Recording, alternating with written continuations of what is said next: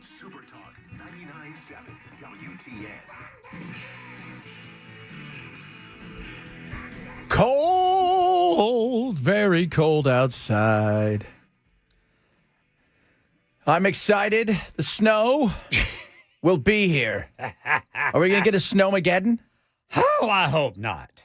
Goodness gracious. But boy, it is going to be cold. Yeah, there's no doubt about that. And what do we look at? Friday and Saturday, we're talking bitterly cold. Yeah, let me check. We're talking mid-20s, low Bitter teens. cold this weekend, boys. I mean, we're not going to get above freezing starting Friday night.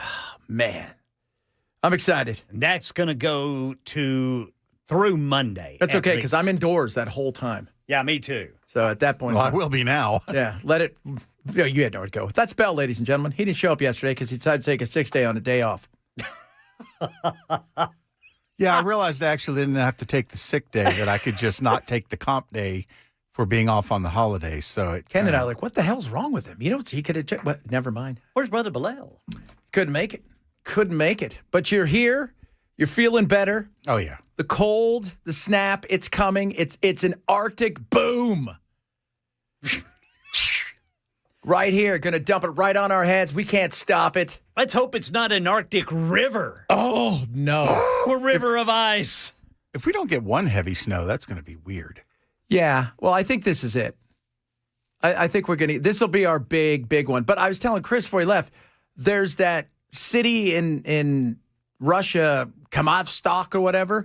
They got 40 feet of snow in like a day and a half. Good grief. People are on the 4th story of their apartment buildings because, yeah, they had a lot of apartment buildings. And they don't even know what to do. How do you live there? I don't know. You know, it's always like Siberia. People say, it's Siberia. It's like, it's a little town here. And it's like, there's only 1 million people that live here. You're like, really? Right? We think Siberia, there's nothing there. If you got 40 feet of snow, then you're going to have to open your window and tunnel your way out of your apartment. Yeah. So the Russians, this snow that hit Russia, in certain areas overnight, it dumped several feet of snow. Snowpocalypse, they call it. Snowberries. It's Kamchatka, whatever it is. I don't even know. The snow rose between 10 to 40 feet with reports of 4th floor apartments of Russian high rises engulfed in snow. And they show these buildings. It looks like something AI would produce. It's the heaviest snowfall in 130 years. Well, that's God punishing them for Ukraine. That's right. What are you guys thinking you're doing there, huh? They're doing the right thing, Bell. Okay. It's America's fault. What? Huh? Yes, it's America's fault. This is why Greenland. Thank you. This is why Greenland. There's not going to be any more snow in Greenland once we take it. That's right. We called the X-Men. What's the latest? Storm. We got Storm to handle this. She's coming over. She's going to melt the big cube. It's going to be great. Was that Halle Berry? Nice. She's very nice. Halle Berry's very nice. I thought that would be the best power to have, too, when I was a kid. Controlling the weather. Yeah. I mean, nobody could stop you, you'd think. But then they started going with gods, right? Like gods would show up. And like, that's not fair. Yeah, I mean, how do you beat a god? Because they show up and they have your powers as well as other powers that you don't have. Yes. That is totally. They basically have a power that negates every power until another person comes around and negates that person's power. Yeah. I'm obsessed with this guy who does these AI battles on like TikTok and all this stuff where he pits like Omni-Man, which I didn't even know was something, versus like Superman. Who would win in a fight? I'm like, Omni-Man from Invincible? I guess, dude. Okay. I don't know, right? And they like here's Dead Devil, and you're like, here's Joe Blow, and you're like, I have no idea who these people are, but I'm curious. Joe Blow. Who would win? Or it's one of these things where you can't kill the guy because he's a demon, and heaven doesn't want him, and hell doesn't want him. So he just kind of wanders around, and then there's this cool AI fight between him and Ghost Rider. And you're like, this is kind of neat. Who would win? Hulk. You can't kill the Hulk because the more you beat him up, the more angry he gets, the more energy he has. Unless it's Red Hulk, because apparently Red Hulk can kill Green Hulk. Yeah, Red Hulk will beat up Green Hulk. Hey, Red Hulk can kill a movie. Yes, you can. And again, wasn't Thanos a Hulk? No, he No. was a god, wasn't he? Yes. Yeah. Yeah, okay. Well, Well, so he could beat up Hulk. Well, Yeah. he did beat up Hulk. maybe. I mean, they all seem to. Everybody's got like, who's the most powerful of all? I always thought it was Superman. No. But I don't think that's the case anymore. Depends on what kind of story they're trying to do. And No. maybe Wanda. No, they said somebody with just a normal name, like Keith Stevens or something. Like, who the hell's that guy? Some normal guy they were talking about. I'm like, you guys are nerds, but I'm watching it. So tell me who's the most dangerous of all. Here comes Todd. No, not Todd. My favorite of all superheroes was Peter in Deadpool. Oh, yeah. That guy. When he's putting on all his sunscreen, cancer, skin cancers. That guy's the best. Oh, Lord. I tell you what, man, Guillermo del Toro's version of Frankenstein would whip a lot of people's ass. Have you seen that movie yet? Yeah. I mean, he's like moving ice tankers. He is, I'm interested to see that. And there's a new one coming out called The Bride. Yes, that looks real good. Is that a direct sequel? I don't know if it. I'm Did not Guillermo sure. have anything to do No, with I don't it? know if he did, but it's just interesting because, he's like, you're dead like me. We got nothing. But it's also like Bonnie and Clyde. Yes. I look at him like, this feels like it could be really good, but the minute it becomes a musical, I'm out. I'm out. The minute my Frankenstein sings, I'm gone. Okay? Super Bob, $6 Million Man, he would be done. All these superheroes have all kinds of stuff now. I'm trying to figure it out. They're like, tell me, this is so-and-so, and this is... But I'm curious, because I, as a kid, it was like, you had Batman, you had Superman, you had a few other things. That was it. Spider-Man. Spider-Man. Flash. That was... Aquaman. Aquaman, yeah, Wonder Aquaman. Woman. And then you found out that Aquaman really isn't, he's tough, but again, you got to be in the water. Right. I'll kick your ass if you come in the water. Otherwise, stay on land. Exactly. Oh, those were so funny. Don't make me call the cops on my waterproof cell phone. Somebody said, should I wait? I'm on hold from 9:20 when I called Chris Hand. How about that? Captain Marvel. Is that guy supposed to be tough? That Wait a minute, computer's not even logged in. There you Captain go. Marvel's a woman, isn't she? I thought so. Yeah. Is it a There woman? have been a few different versions. Yeah. It all depends on what Started as a man. Oh, maybe it's a they. It's they, well, yeah. Or Dr. Manhattan, that one. That guy. He can be everywhere and nowhere at once. That guy's pretty cool. So, yes. Putting on the Ritz. I forgot Frankenstein did sing that. But it's got to be a comedy. It's a totally different thing. I expected that. I just have a feeling that it's Jake Gyllenhaal's sister is directed it. What's her name? Maggie. Maggie. She's directed this movie. Yeah, I like her, man. So I saw a movie with her and now I can't remember his name. Dadgummit. I hate it when I do that. Never mind. Who are you thinking? The antagonist in Less Than Zero, James Spader. Oh, it was yeah. James Spader and Maggie Gyllenhaal, and it was called The Secretary. Oh, yes. And he'd spank her. As you do. It As was you do. weird. As you do. Well, if you're bad, that's what happens. Well, she wasn't. She wasn't. Apparently, they didn't watch directions, any of those sweet videos that we were forced to watch. which were. Bell, I don't know if you listened yesterday, dude. We're going to come up with our own DEI video. Yeah.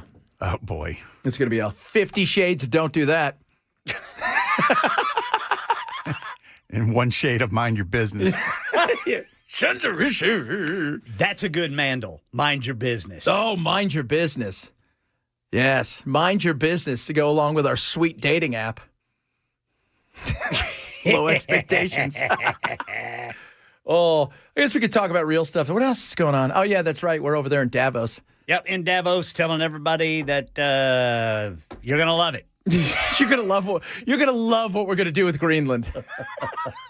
As soon as we get rid of all of those people there, it's gonna be awesome. And then Trump's putting out his personal text exchanges with French President Macron. Oh yeah, what is that about, dude? I don't know, man. Like, who does that? Here's the thing, okay? That's between you two. The fact that you would put that out there, That's not cool because he didn't like it. Remember, was it his second or third week in his first term when the Australians leaked all that stuff about their phone call?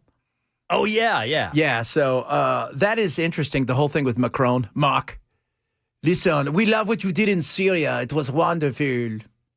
Yes, but this whole thing with Greenland, we're not quite sure. We'll crush you then with all of our we'll sell all your bonds and then go be friends with the Chinese.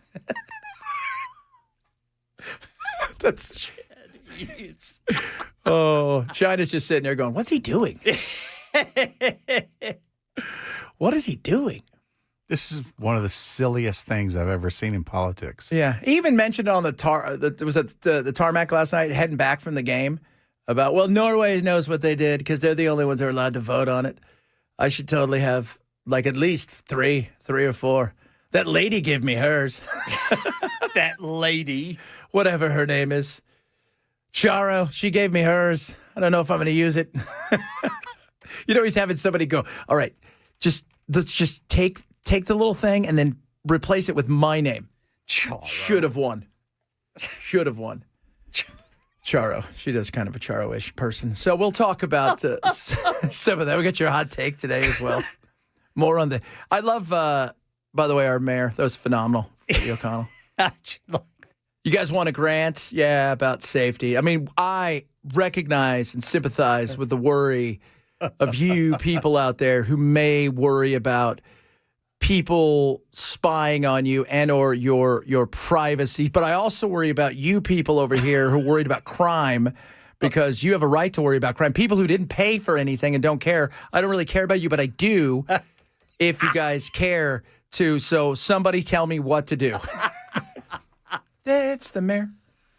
Oh, goodness me. $15 million, huh, for that? Yeah, $15 million is part of a $100 million state grant that local governments can use to enhance public safety. And there is a resolution to move forward with using that money tonight. However, there is a split among Metro Council members and obviously the mayor's office on exactly how that money will be used. Yeah, and I'm curious about, okay, who gets to see all the stuff, right? How many cameras are they? Where exactly are they going to be? Is it going to be a specific area that's high crime? Or are you going to put them all over so you can watch the drunks come out on Broadway and people throw up and silly stuff? So what exactly is this all about? And, how are you guys? Whose brother is on the board of one of the companies that's going to go out and buy the 50 Ring cameras from Amazon? Oh, now, Chad. I know, cynicism. Cynicism.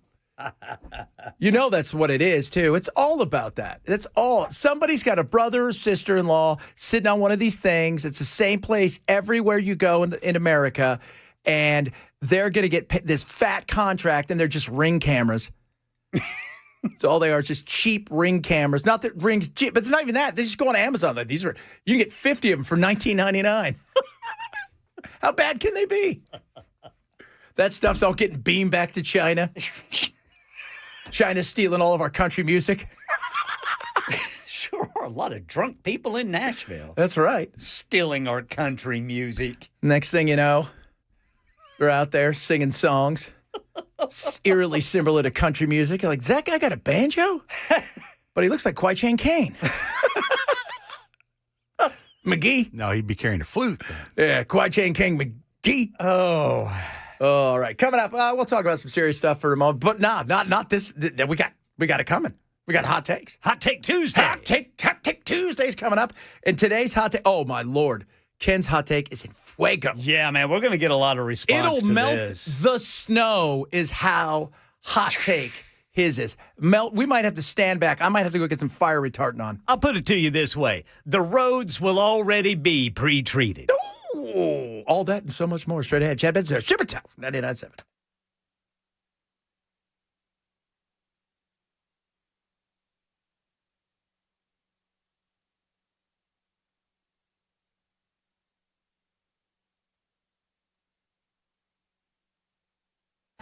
Turn to Super Talk 99.7 WTN. Prize Picks is awesome. Let me tell you something about Prize Picks. Your chance to win is there every single night. They got an amazing thing. It's Taco Tuesday today. They got great opportunities for you to win by picking what? It's America's #1 fantasy sports app. So you're picking players, not teams. And today they got the Taco Tuesday going on. So they've got all these amazing opportunities for you. And yes, football's still here, guys. We still have 3 big games left for you to win. This is why it's America's #1 fantasy sports app. How about this? Some Enfuego fun stuff right now with, are you ready? Some basketball. Tyrese Maxey, 22.5 points, more or less. That's how you pick it. 2 or more players based on any sport that's out there. You're picking more or less. I'm going with more on this one. Isaac Okor, Clippers, 4.5 points, more or less. I'm going, yes, that's rebounds and assists. I'm going to go with more on that one. That's it. That's how simple it is. You can win up to 2,000 times your money, and you know the games. They got football. They got basketball. They got cricket. They got cricket. Yeah, if you want to play cricket, you probably don't even know. I know, you don't. That's okay. They've got everything. It is America's #1 fantasy sports app. It doesn't mean the world's not participating. Join now, right now. Use my code Chad. Get $50 instantly in lineup. So when you play your first $5 lineup, it is that simple. Prize Picks. It's good to be right. Must be 21 in Tennessee. Gambling problem. Call 1-800-889-9789.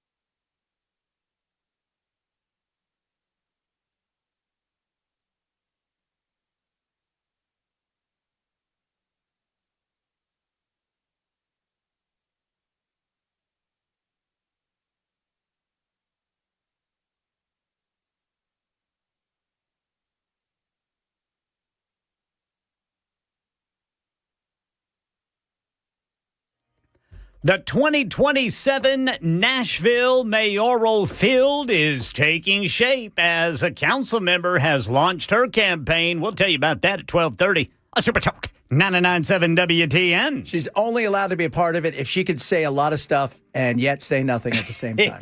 How can I talk for 40 seconds and say nothing? We're going to start. We're going to start here. We're going to end up here again. That's how awesome it is. I'll tell you what we're going to do. We're going to start and then we're going to end. And in between, a lot of stuff. So there you go. Hey, kids, guess what? Hot take, hot take, hot take Tuesday. It is Hot Take Tuesday time. This is where you give your hot takes based on stuff that's actually non-political, fun stuff, politics out, pop culture in.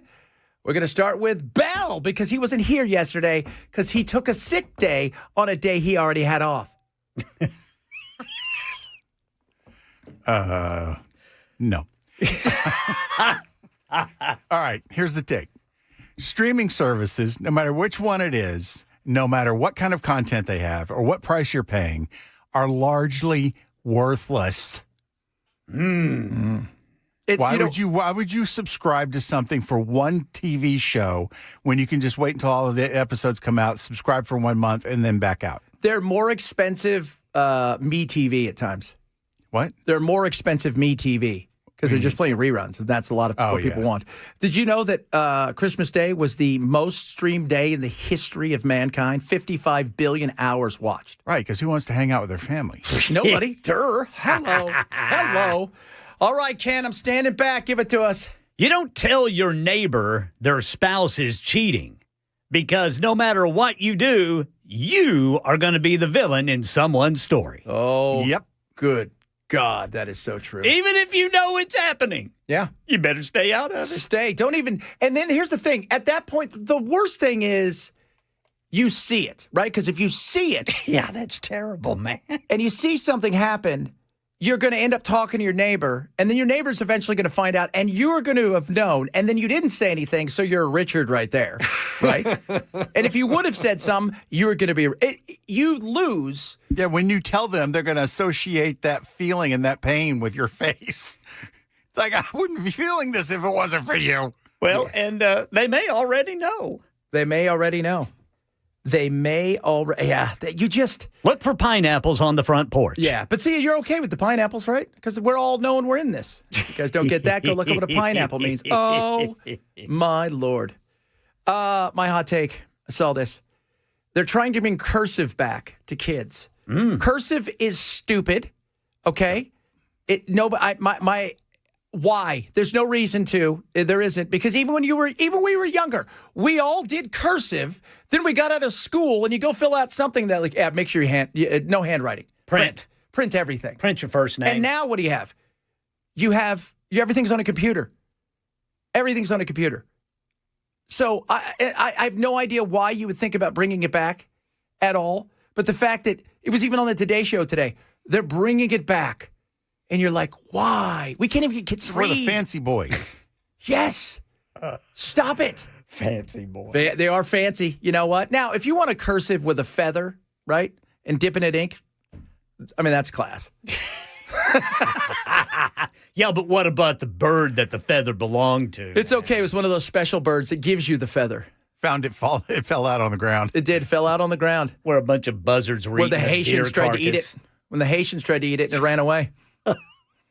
It's a Haitian feather. Squawk! Squawk! Oh, my Lord. I just don't know why. Why? Like, Charlie's doing it because she thinks it's neat looking, but she, and she's like, there's no harm for her to learn it. No, but it's good for the hand-eyes, but I'm not teaching it in school kind of thing. Right. Because it's just, there's no reason for it. It's good for the hand-eye coordination, I guess, especially for the motor functions when you're younger. But when you get older, when's the last time? First of all, if somebody wrote me something in that, I'd be like, what is wrong with you? First of all, why'd you write me a letter? Are you a serial killer? A letter. Although that's coming back, by the way. We talked about it. There was a creepy story yesterday here in Nashville. Channel 2 had it. This stalker actually wrote a letter to a 16-year-old girl that he was watching, like handwritten letter to her. He's in jail, fortunately, for this young girl. But was it in cursive? I don't know if it was in cursive, but it was apparently a handwritten letter talking about how he wanted to, just couldn't get her out of his mind. That sounds unstable. Had a special name that he wanted to give her. Good God. How creepy. That dude needs to stay in jail. People are nuts. There's some crazy. Have you seen the Wade Wilson guy? They call they call him the Deadpool killer, but he's Wade Wilson. He looks like a model, but his face is all tatted up like a skeleton. Yeah.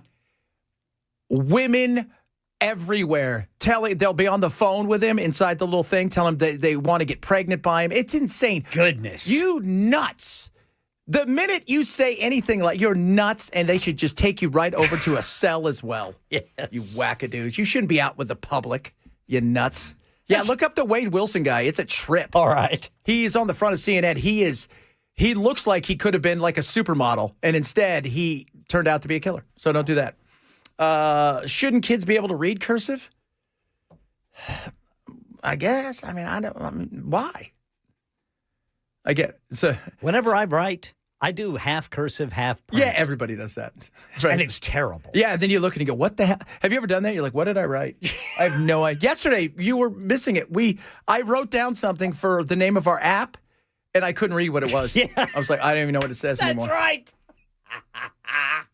Yeah. That's just sad. Yeah, well, it was sad. It was the ass app. It was the ass app. That was right. It was incredible. It was awesome. All right, coming up, we got some stuff and junk, and we're going to talk about that. So some of that. Maybe we'll talk about Greenland. Apparently, we're going to have that. You think it's cold here. Wait till Trump goes there. First of all, it's not green. That was a lie. We'll talk about that coming up as well. Jeff, it's Super Talk 99.7.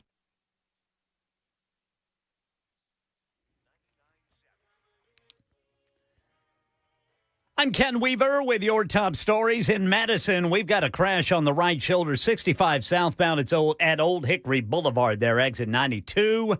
Got the full forecast in 5 minutes. Joy Stiles, Nashville council member for District 32 in Antioch, says she's running for mayor in next year's election. She is the first to declare a bid for the 2027 race. She says she wants to fight for residents and build on 6 years of community-focused work. The incumbent mayor, Freddie O'Connell, has not yet announced if he'll run again. It is early. A high-profile public safety package goes before the Metro Council tonight, including a memorandum of understanding or a resolution that would channel $15 million in state funds toward downtown improvements. The proposal includes technology upgrades, expanded police resources, and new public safety infrastructure, but the fight is going to be over exactly what that means. You've got some community groups and others out there who think there is too much surveillance and not enough root cause of crime. Sources say the Titans moving quickly to secure Robert Saleh as their next head coach. The 49ers defensive coordinator, his visit yesterday impressed new general manager Mike Berganzi, putting him ahead of other candidates. And there's new movement in Washington to pause the federal crackdown on hemp-derived THC products. Senators from both parties, including Rand Paul, have introduced a bill that would push the ban back by 2 years. Without the delay, the ban is scheduled to begin in November and would wipe out most current hemp THC products, if not all. That's the latest news. Weather's next. I'm Ken Weaver, WTN News.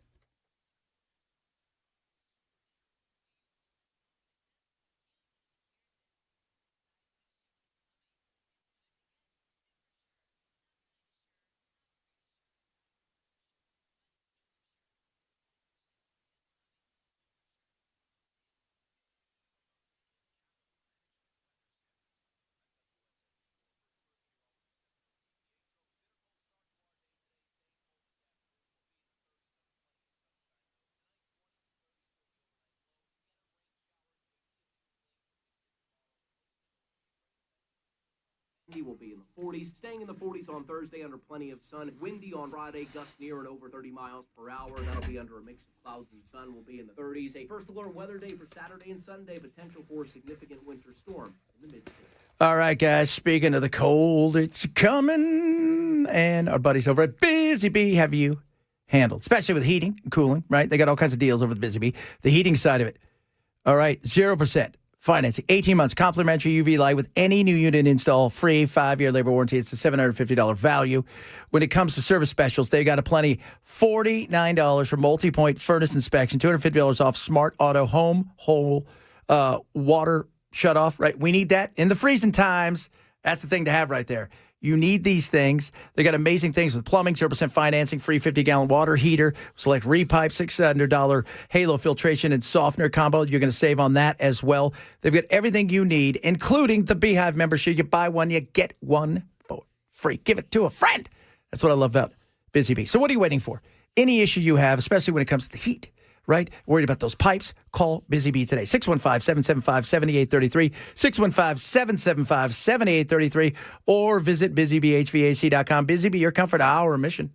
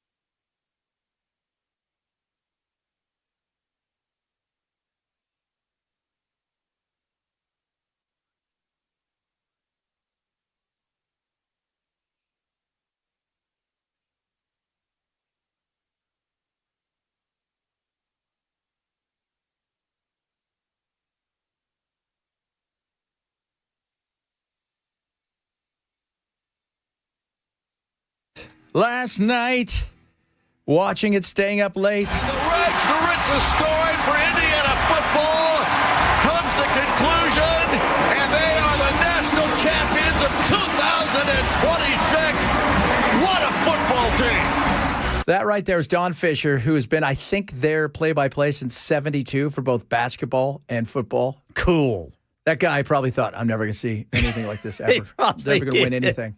Ever. Do you know the last time they won a Big Ten championship? It was, I think, before World War II. In That's how football? bad they have been. Wow. How bad they have been. They were awesome. But then they hired this guy, Signetti, and he had some confidence in his belief. It's pretty simple. I win. Google me. I win, Google me. They did, and they won last night, and it was awesome. And afterwards, Mendoza. You're leading by just 3 points, and coach decides to go for it on 4th down. What did he say to you in that huddle, and how did you execute it? That's one thing about our team. We're always going to put all on the line. And, I want to give all the glory and thanks to God there. My offensive lineman blocked perfectly, and we're able to execute the team towards a common goal, have the Indiana Hoosier synergy to score, and then give our team a chance to win again. How did you get it in there, though? You had to go airborne, Fernando. I had to go airborne, and I'll die for my team. Whatever they need me to do, they need me to take, shots from the front and the back, whatever it is, I'm going to die for my team out there, and I know they're going to do the same for me. That's what makes us so close, and that's what makes this national championship so special. I don't know if I'd go that far. Yeah, he is. He's a funny cat. He is. He's like.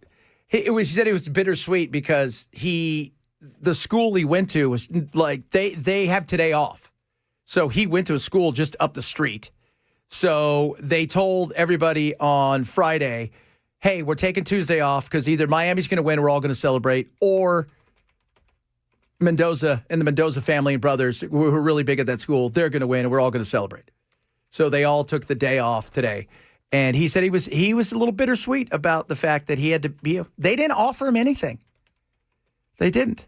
And there he is. He's going to be the first-round pick where he'll go to the Raiders and then flail because the Raiders are the Raiders. That was a really cool touchdown he ran there, man. Yeah. I mean, that was pure effort because he almost went down at like the 5 and hopped back up. And I mean, he took a shot. He did. He took a couple of them.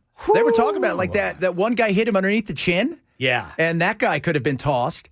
But we were right, though. That defense was awesome. Miami's defense was tough. They came after him hard. You better get used to that next year. You play for the Raiders. Well, and I got to tell you, man, Miami's offense in the second half, they started moving. They did. I mean, they were getting chunk yardage. Was it the guy, was it Ferguson? Is that the guy's name? I think so. Scored both those touchdowns. Number 10. Did you see after the game, he took a swing at one of the players?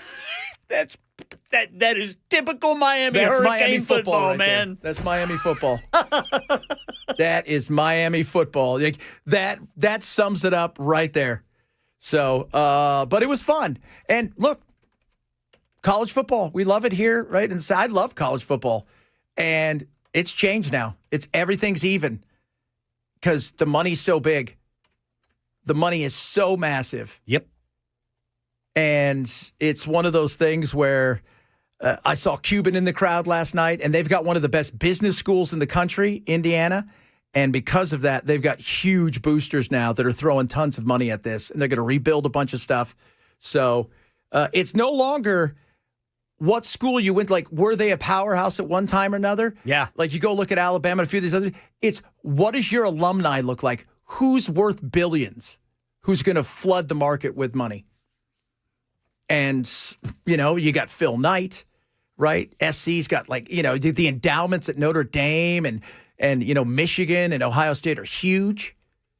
It's crazy. You'd think Harvard would have a good team, but they don't. They have a very good rowing team. Very much. Look at us row and do cursive.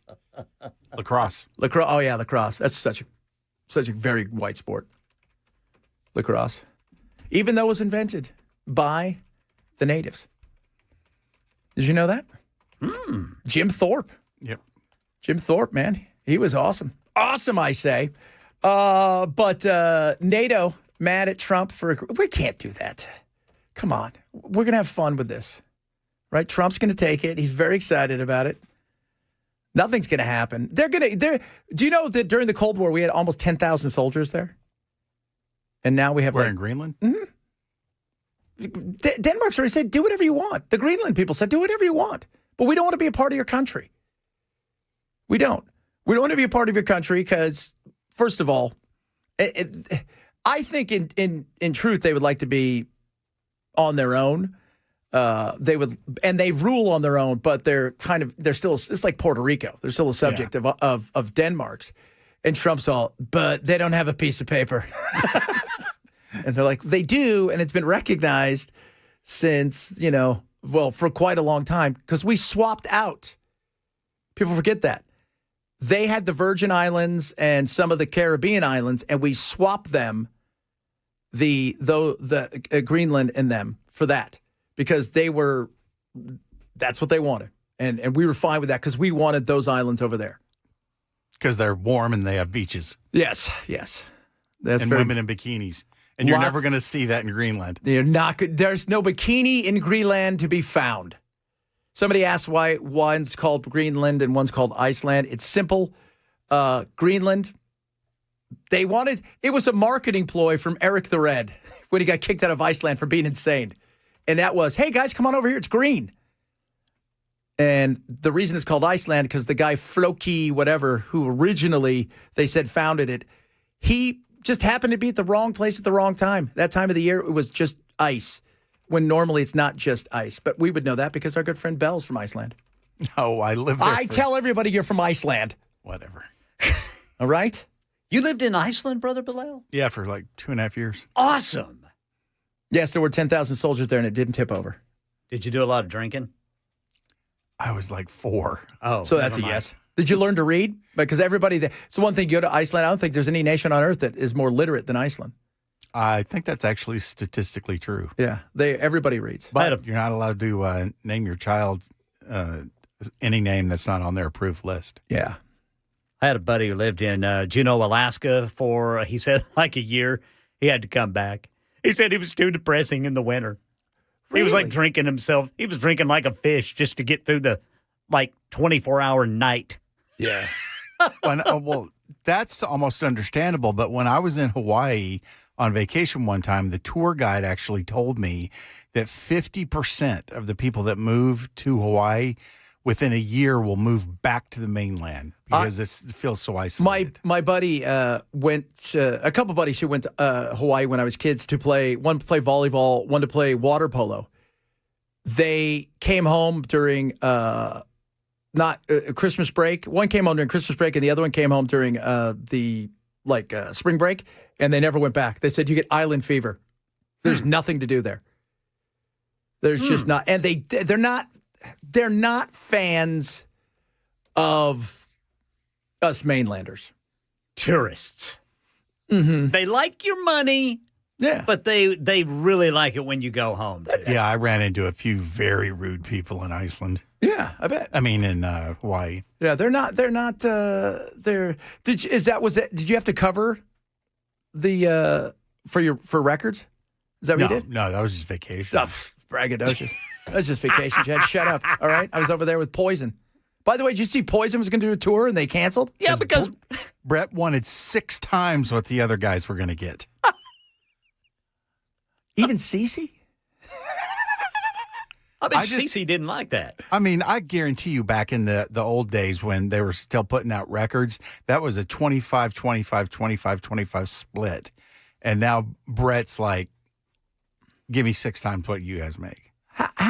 First of all, how much do you guys think you're going to make? Secondly, that's they're a stadium. I mean, not a stadium. They're an arena band. They're an arena band, but they're at 12,000. I don't know if they're selling out 18,000 in certain cities, but still, how do you even justify that? It's not like this isn't 3 or 4 guys that played on 1 or 2 albums and then, were just interspersed throughout the entire career. Just take it and do it as your own? Come on. Yeah. That's horrible. It's going to be a lot of weathered eyes and leather smiles at that concert. Yes. Oh, yeah. Yes. Ricky's got the drummer in Poison has a side band that's actually going to go out and play Look What the Cat Dragged In, the breakthrough album in its entirety, since it's the 40th anniversary of the record. That was what they were supposed to tour behind. It's so bizarre that, like, what is he doing where, okay, so you're going to take 100% of nothing Yeah. rather than maybe several $1 million? Yeah. Are you doing that well that you can afford to do that? And he's not doing any more work than the other three of them are. Yeah, see. But he can go out and tour solo. Well, whereas the other guys really can't in terms of with any real name recognition.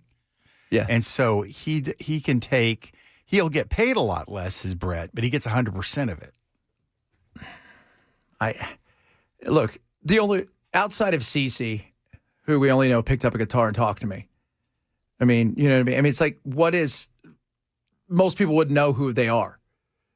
And Yeah, your average person wouldn't. so, and Brett, you recognize, like, you might say, is he in what he's in law? You would say, is that Nelson or something? You know what I mean? No, that's the guy from Rock of Love on MTV. Yeah. Because he's, one of the smartest things that people do with those reality TV shows is use them to brand them to a wider audience, so that they can pull that audience back to whatever their other career was. So, well, it's just a trip, man. I take 100% of nothing, and he's definitely not going to get the same amount with everything else. You're not. I mean, you know that. Maybe he rethinks it, but still. When Glenn Fry and Don Henley put the Eagles back together, one of the conditions of regrouping was that Henley and Fry got paid more than the other guys. And then when Queen got back together, it was just all written by Queen. Everybody gets a quarter, right? See where we're going with this, kids? It's all about equality.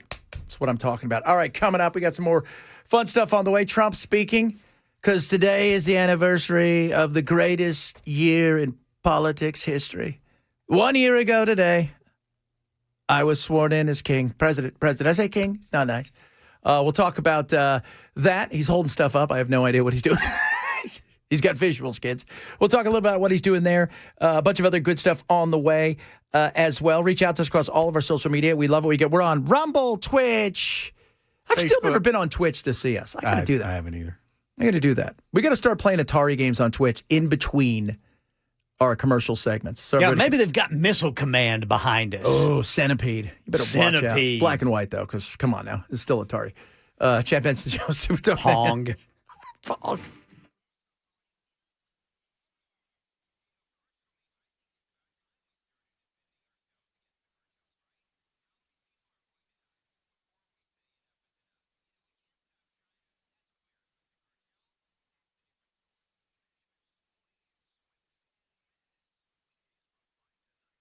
Streaming on the Super Talk 99.7 WTN app. Later on this month, my good friends over at Bulwark Capital want to do something amazing for you. It is their free live webinar. It's called the New Year Reset. It is the 29th. It is at 5:30 our time. They're going to talk about the impact of AI in the market right now. On top of that, they're going to talk about what it is that they focus on when it comes to investments and retirement. And they do an amazing job. And it's a global look on how they go at investing. Where the money is and where it should be and where it's going. That's what they talk about. They're going to show you what they're about. Risk management, lower risk, lower cost, lower volatility. How do they get you most upside potential? That's what they do at Bulwark. It's absolutely free. It's their live webinar, January 29th. Schedule your free Know Your Risk portfolio review as well. They'll go through your entire portfolio. And you can subscribe to Zach's daily market recap, which is awesome. Go to knowyourriskpodcast.com. That is KNOW, for Bulwark Capital's New Year Reset, 29th of this month, 5:30 our time from Bulwark Capital. Investment advisory service offered through Trek Financial LLC and SEC registered investment advisor. Investment involved risk, not a guarantee. Past performance not guarantee future results. Trek 2605.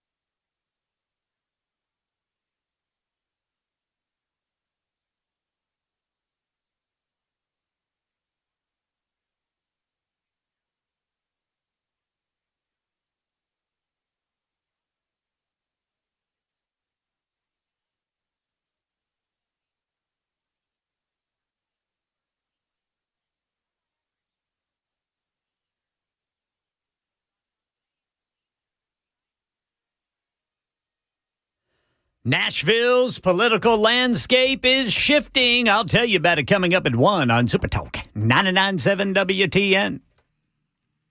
So, you guys want to hear crazy? I mean, it's like super crazy. Absolutely. Elon Musk approaching $1 trillion, over $800 billion yesterday. Give you guys he'll be at $1 trillion probably by the middle of next year. Just to give you guys an example of how long it would take you to count to that. If you were to count to 1 million every day nonstop, 11 days, 6 hours. If you were to count to 1 billion, 31 days, 7 hours. If you were to count to 1 trillion nonstop, just 1, 2, 3, 31,700 years. If I've got that much money, I'm going to have somebody else count for me. Well, yeah, but it shows you we don't really understand what 1 billion is or trade. Like the jump from 1 million to 1 billion is just insane. It really is. And look, I'm not harshing on the guy. Good for him, right? Good for him. You never hear people go, man, Tesla doesn't pay anybody a living wage. You never hear that, right? It's always almost all of his worth is tied up in stock. It's all stock, yeah. It's all stock. But it's just to give you the size of scope of that. I mean, many people you don't have $800 right now, let alone $800 billion. Yeah. And soon to be $1 trillion. I mean, that's insane. That Bernie kind of Sanders already has this speech written talking about he's already been out and about talking about greed. People are sick and tired of being ripped off. Has nothing to do with, by the way, that has nothing to do with Elon. I mean, yes, do they go in there and they all kiss Trump's ass or whoever's the president that year and get as much as they possibly can to get all these things lined up for them? Of course. That's why we always say, go look at big business. Big business loves regulations. And they love big government because big government's always willing to feed them. Always. And they're willing to feed them, here's your dessert. Thanks for the dinner. Right? Here we go. But just to show you how much money that is, to think that it would cost you 31,000 plus years, almost 32,000 years to get to that point is crazy. That's crazy. And wait till he goes to the moon. Then what? I'd still only keep $100 in my wallet. Yeah. Yeah. Nah, I'd probably keep a little bit more than that. You don't even do that. You have a guy walking behind you with stuff. You don't have anything in your wallet. You don't even have a wallet. Okay, I'd have a guy carrying a suitcase with $100,000 Yeah, in just it. in case something breaks out and you need to do something fun. You need to bribe an official or something. That's right. You need to make it rain because you're somewhere where they got good spaghetti lunch and there happens to be ballerinas. Oh, Chad. Coming up, Trump just standing up at the podium right now, holding up pictures of people. It's kind of odd. I'm not going to paid agitators, he's saying. Talk a bit about that, among other things. Straight ahead, Chad Benson, Super Talk 997.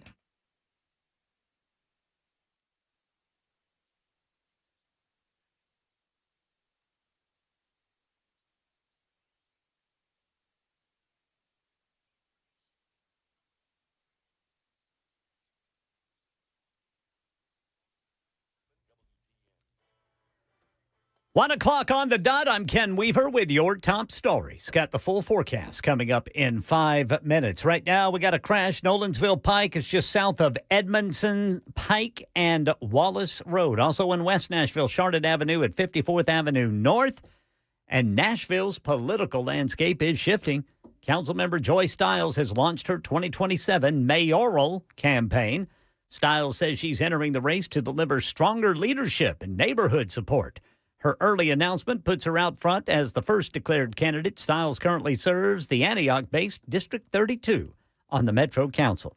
Council members will vote on a resolution tonight to move forward on using a $15 million state safety grant for downtown.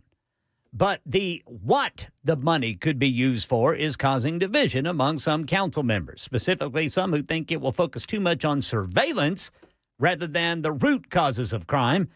This is Mayor Freddie O'Connell on Fox 17, who was addressing critics. We want to make sure that the now 20,000 urban residents and the millions of people who visit downtown every year all together can be safe. If you live, work, or come to downtown to enjoy yourself, we want to ensure safety there.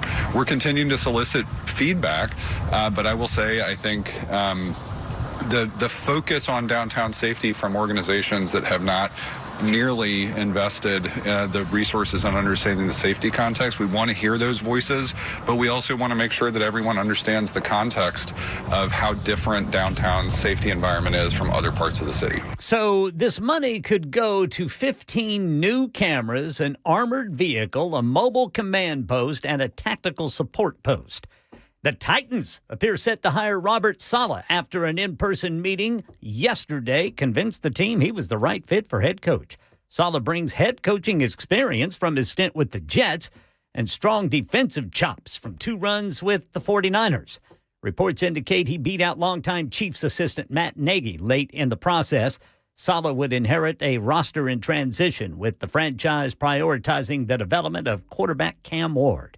And on Sunday, the staff at NOAA's Space Weather Prediction Center spotted a massive explosion on the solar surface. The aurora borealis. It all starts with the ejection of charged particles from the sun. There's a chance that some of those charged particles come into Earth's atmosphere at the poles. Astronomer Jason Jakowicz says that's what gives us the northern lights. Twice in the past few months, the solar storm has been strong enough to give people across the lower 48 states a chance to see the phenomenon. That's the latest news. Weather's next. I'm Ken Weaver, WTN News.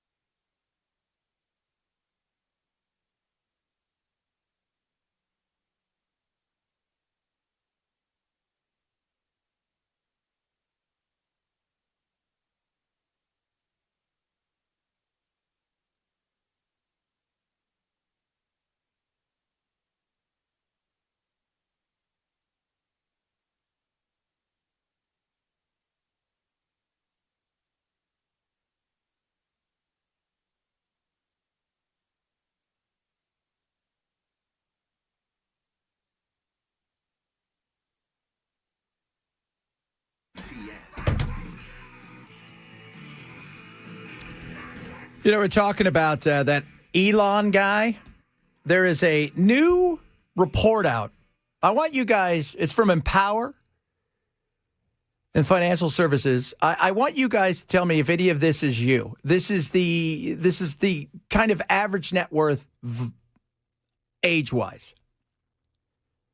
The average 50-something in America has a net worth of, anybody? Take a guess. $5,000. Bell? $130,000. $1.4 million. Oh, little low there. I don't know who those people are. Wow. The average. I don't either, but I'm certainly willing to be their best friend. Absolutely. The average 20-something is worth a mere $127,000. Again, this is all averages. And I'm thinking, I guess, though, when you start throwing in housing, things of that nature, investments and stuff, yes, I can see that. That's true. Now, if you want to know if you're ahead or behind on if you the reality of not just the uppers, because the 70 plus really takes the boomers because they're worth like $1.8 million because they bought their house for 2 gooseberries. I bought my house for a gooseberry. Under 35 average net worth, and this is if you take away all the crap, is about $39,000. 35-54 is about $135,000. 45 to 54, $246,000. 55 to 64, $364,000. 65 to 74, right around $410,000. And then 75 and older, about $330,000 because there's not as many of them. So that's where you stack up. It's not $800 billion, but you're getting there. You're getting there. So, man, it's just somebody's going to start screaming that he should pay a wealth tax when the fact of the matter is if you start taxing his wealth, at some point he's got to start selling stock. Yeah. Which is going to end up crashing the company. And the wealth tax, which California is proposing, right? And they're already seeing people start to flee California, all the wealthy. And by fleeing, what they're doing is they're keeping their house, they're keeping all that stuff. They're just moving for like 173 days to one state. Why is that? Because you're not taxing realized gains. Realized gains, meaning I have something, right? It's worth $1 billion, but it's all stock. I have no cash. So what do? Well, if the stock goes sideways, but you made me pay 5% of that, right? So, or whatever, it ends up being 2.5%, 5%. So you make them pay X amount of dollars on that. And then the stock crashes. Well, what happens? I don't get to write any of that off, right? What? No, what? Because you don't get a refund for your losses? No. The realized gains. And look, we can sit here and have, the way that the wealthy do it is, I will tell you guys, it is brilliant. They don't pay taxes in some ways. Yes, they do pay a decent amount of taxes, but the way that they do it. So if I've got a company, I pay myself $1 a year. But on paper, right, I'm worth, $50 million. I go to the board. Hey, guys, I want to take a loan out against my stock for how much? $5 million. Okay, here's $5 million. I don't pay a penny in taxes. It's all mine. It's a loan. I don't pay taxes on that. They've got the collateral. It takes them for that, but I'm not paying. And they'll give me as long as they want, CEO, all that kind of stuff to pay back. It is because they wrote the rules, right? They didn't come in and say, hey, guys who don't have any money or poor, why don't you guys write the taxes? No, it's every time the wealthy have the opportunity, they write down the taxes that they're going to use. That's why for years, the Range Rover was a tax write-off because it was heavy enough to be a farm vehicle. Oh, my Lord. That's crazy. We'll talk about Trump coming up a little bit. It's 1 year anniversary of his second inauguration. And so far, he was just holding up many pictures of what seemed to be paid agitators, which is what a lot of those people were. They were. Not everybody, but it wasn't as organic as the left wants to make you think it is at all. And it wasn't as, it was also planned. That church they went into, that pastor happened to be the guy that runs an ICE and enforcement removal branch out there in Minneapolis. So the pastor happens to work for ICE as part of the removal unit. And he runs one of the offices out there. So there was a reason they went specifically into there before everybody got all crazy and wackadoo. which is it's kind of par for the course. Meanwhile, here, we're making sure that we're following federal laws by doing state things to make federal laws. I think some of you have reported that Nashville is saying that we're not working with ICE so that we can't be a sanctuary city, but we can house them here. The Nashville mayor speaks out after Republican state lawmakers call out the city over its undocumented immigration policy. GOP legislators introduced a package of bills just days ago, clamping down on illegal immigration here in Tennessee after working with the White House. One head lawmaker accused Nashville of deliberately overlooking the undocumented immigration issue. But Nashville's mayor says this legislation is far from anything that has made Music City successful. So we've got some new stuff we're going to be doing here, because that's what we do. Going to jump on there's a reason that the White House has been working so close with Tennessee, because they know Tennessee will get behind them. They want to use us as a way to say, look at all the stuff that's happening. Look at how Nashville and Tennessee across the board is helping with illegal immigration. Republican state lawmakers introduced 8 new bills this week targeting undocumented immigrants, from verifying citizenship before receiving benefits like SNAP or public housing to making it a criminal offense if someone is hiding out in Tennessee with deportation orders. We're committed to protecting taxpayer dollars, reducing fraud, waste, and abuse, and once and for all putting an end to sanctuary cities in our state. Well, we don't have any sanctuaries. Do we have any? We don't have any sanctuary cities in there. No. So you're putting it into something that doesn't exist. Okay? Great. By the way, it's a federal, immigration's a federal thing. That's why I get pissed at it. I always laugh at the Democrats. You guys want to know why this is a hot mess? Because you allowed it to be a hot mess. You won't let cops, right, deal with the feds and allow them in to take somebody out of the jails who's a bad person. People that have orders to be removed, you don't want them removed, even though you want them to have due process. But if the process doesn't go the way you want, and this is why we get what we get in the chaos and craziness that we're seeing in Minneapolis and other places. Another law would require courts to better cooperate with ICE. Citizenship status would also be checked when someone applies to state and local government jobs or for certain types of professional licenses like nursing.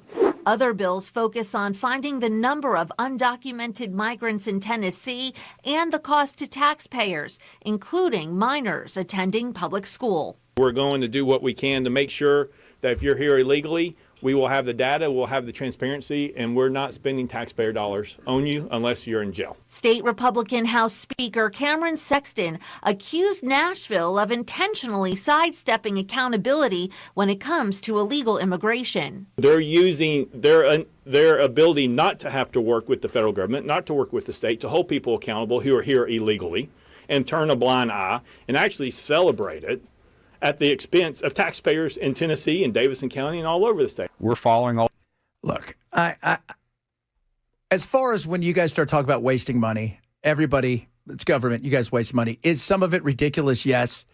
But how much are they getting, right? Let's go really look at what they're getting. Why didn't people do due diligence before? Is it just now because you guys have put it in law to make it do due diligence? Because so much is overblown about how much they give and how much they don't give. Also, how much do they pay into and never receive? Retirement's one of the big things. There's a lot of people making arguments that they're paying a ton of money into this with their Social Security, fake Social Security, and all this kind of stuff that they'll never receive. Well, that's part and parcel, I guess, being here illegally. But measure twice, cut once. And it's great that you want to work with the feds, especially in stuff like this. I don't know if you need to pass laws, but we're going to get it, right? Because this is I'm telling you guys right now, this is the petri dish to see how they can roll this out into a bunch of other states. We're following all these bills very closely. Nashville Mayor Freddie O'Connell reiterated Friday that Metro Police will not be involved in enforcing federal immigration laws and that the proposed bills don't reflect Music City. So far, I would not say the spirit of the bills is anything close to the welcoming and successful city that we think we've built with a wonderful immigrant and refugee population. What the hell's the spirit of the law? The spirit of the law just isn't what it's no spirit of the law. It's a law. It's on paper. It's do this, do. I mean, come on. We agree with the spirit of the law. Yeah. We just don't follow it. Yeah, what you're telling me, I absolutely understand and agree with, Ken. But in all fairness, while I agree with it, I am going to do the exact opposite of what the spirit is. There's old Freddie right there. Oh, between that and the grants, my Lord. So the battle will continue, and Nashville's going to be right in the center of it all. The spirit of it all, if you will. I don't mind. Look, immigration is one of those things that's a federal thing. I don't want the feds and everybody clashing into each other. We shouldn't do that. They should work together. One of the reasons 9/11, people talk about it. You had 20 different agencies that nobody talked together or worked together. And that was one of the big failings. We can work together. We can work together to get the bad people out. Democrats understand that. People that are in jail for doing something horrific, who have orders to be removed, what more do you want? What more do you want? This is why you fail, because you're completely out of touch with the average person, the average Democrat. And if you ask the average Democrat, do they want the criminals out of here? Yes. Do they want a fix to immigration? Yeah. Is it going to be exactly what you want? No. But they know they don't want what they had under Biden. At the same time, here we are. And this is going to continue to be an issue like what you're seeing in Minnesota. Wonder what city's next. So we've been to where? Chicago, Minneapolis, and then we went to, they've already been in L.A. What's the next big city? Weren't they in Portland? Yeah, but there's always a bunch of... But they were ordered out of there, I think. Yeah, they were ordered out of there. And now today, what is it? The DOJ want to subpoena everybody and, all the uppers. Oh, in Minneapolis? In Minneapolis. For, is it paid agitators? Is it, I don't know what it is. Paid agitators. Where do you sign up for that job? I don't know. That'd be a good job. That's like being an extra. You know, I would do it, honestly. I would put it on the, was it back page or back? It's like one of those, acting things. I mean, that'd be the best place, wouldn't it? Craigslist is, you never know what kind of dangerous person you're going to get. But on, if I was going to, I would want extras. Oh, we should you know what? Next time, we should do that. Next time there's one of these big things, we should do an event, and we'll get some paid extras. We'll just give you guys goofy stuff from the station. It'll be hilarious. And we'll just, everybody bring a lounge chair, because we're going to be lounging. That's going to be our thing as we watch the riots go on. I'll pick one up on the side of I-24 on my way in from work. There's plenty of them available. Oh, Lord. Goodness me. We got a little hot take Tuesday coming up. Plus, we're going to talk about Trump. We're going to grade some of Trump. Promises made, promises kept, some other stuff that happened. But I also want to grade some of his people, his underlings. How did they do? What do you think Pam Bondi's going to get? She's swell. Haven't seen much of her here lately. No, they put her away for a reason. I think. I don't think she's going to be popping out a cake anytime soon, if that's what you're asking. A little hot take coming up. In Fuego from Ken. Some funny. Oh, in Fuego indeed. So hot, Ken. So hot. That's your Hot Take Tuesday. Straight ahead. Chad Bench Show. Super Talk 997.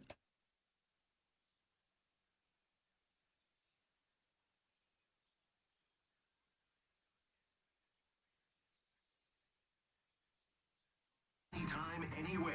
Get the SuperTalk 99.7 WTN app. Get SuperTalk 99.7 WTN from the App Store today. All right, guys. Let's talk about it. Relief Factor. It's awesome. I use it every single day. So I worked out hardcore on Sunday. And usually, the next day you're sore, but it's the day after the day. That's when you're in a lot of pain. I feel amazing. Got up, worked out this morning. I love it. I've been taking Relief Factor for quite a while. My wife takes it. She feels amazing. And if you guys have aches and pains in your joints and especially your muscles, especially after working out, like I always say, the workout, it's never really the thing to get you. It's the recovery. This is going to help you feel better in such an amazing way. Omega-3 fatty acids, resveratrol, all this amazing natural stuff inside of this, and it targets the pathways when it comes to aches and pains in your joints, but really inflammation in your muscles and stuff. You're going to feel a difference. So if you're like me, you get a little bit longer in the tooth, but you still want to feel great, Relief Factor is going to help you with that. Right now, $19.95, 3-week jumpstart, less than a cup of coffee a day, within a week or two. You're going to feel amazing. Try it now. Go to relieffactor.com. That's relieffactor.com, or call 1-800-4RELIEF, 1-800-4RELIEF for Relief Factor, and tell them Chad sent you.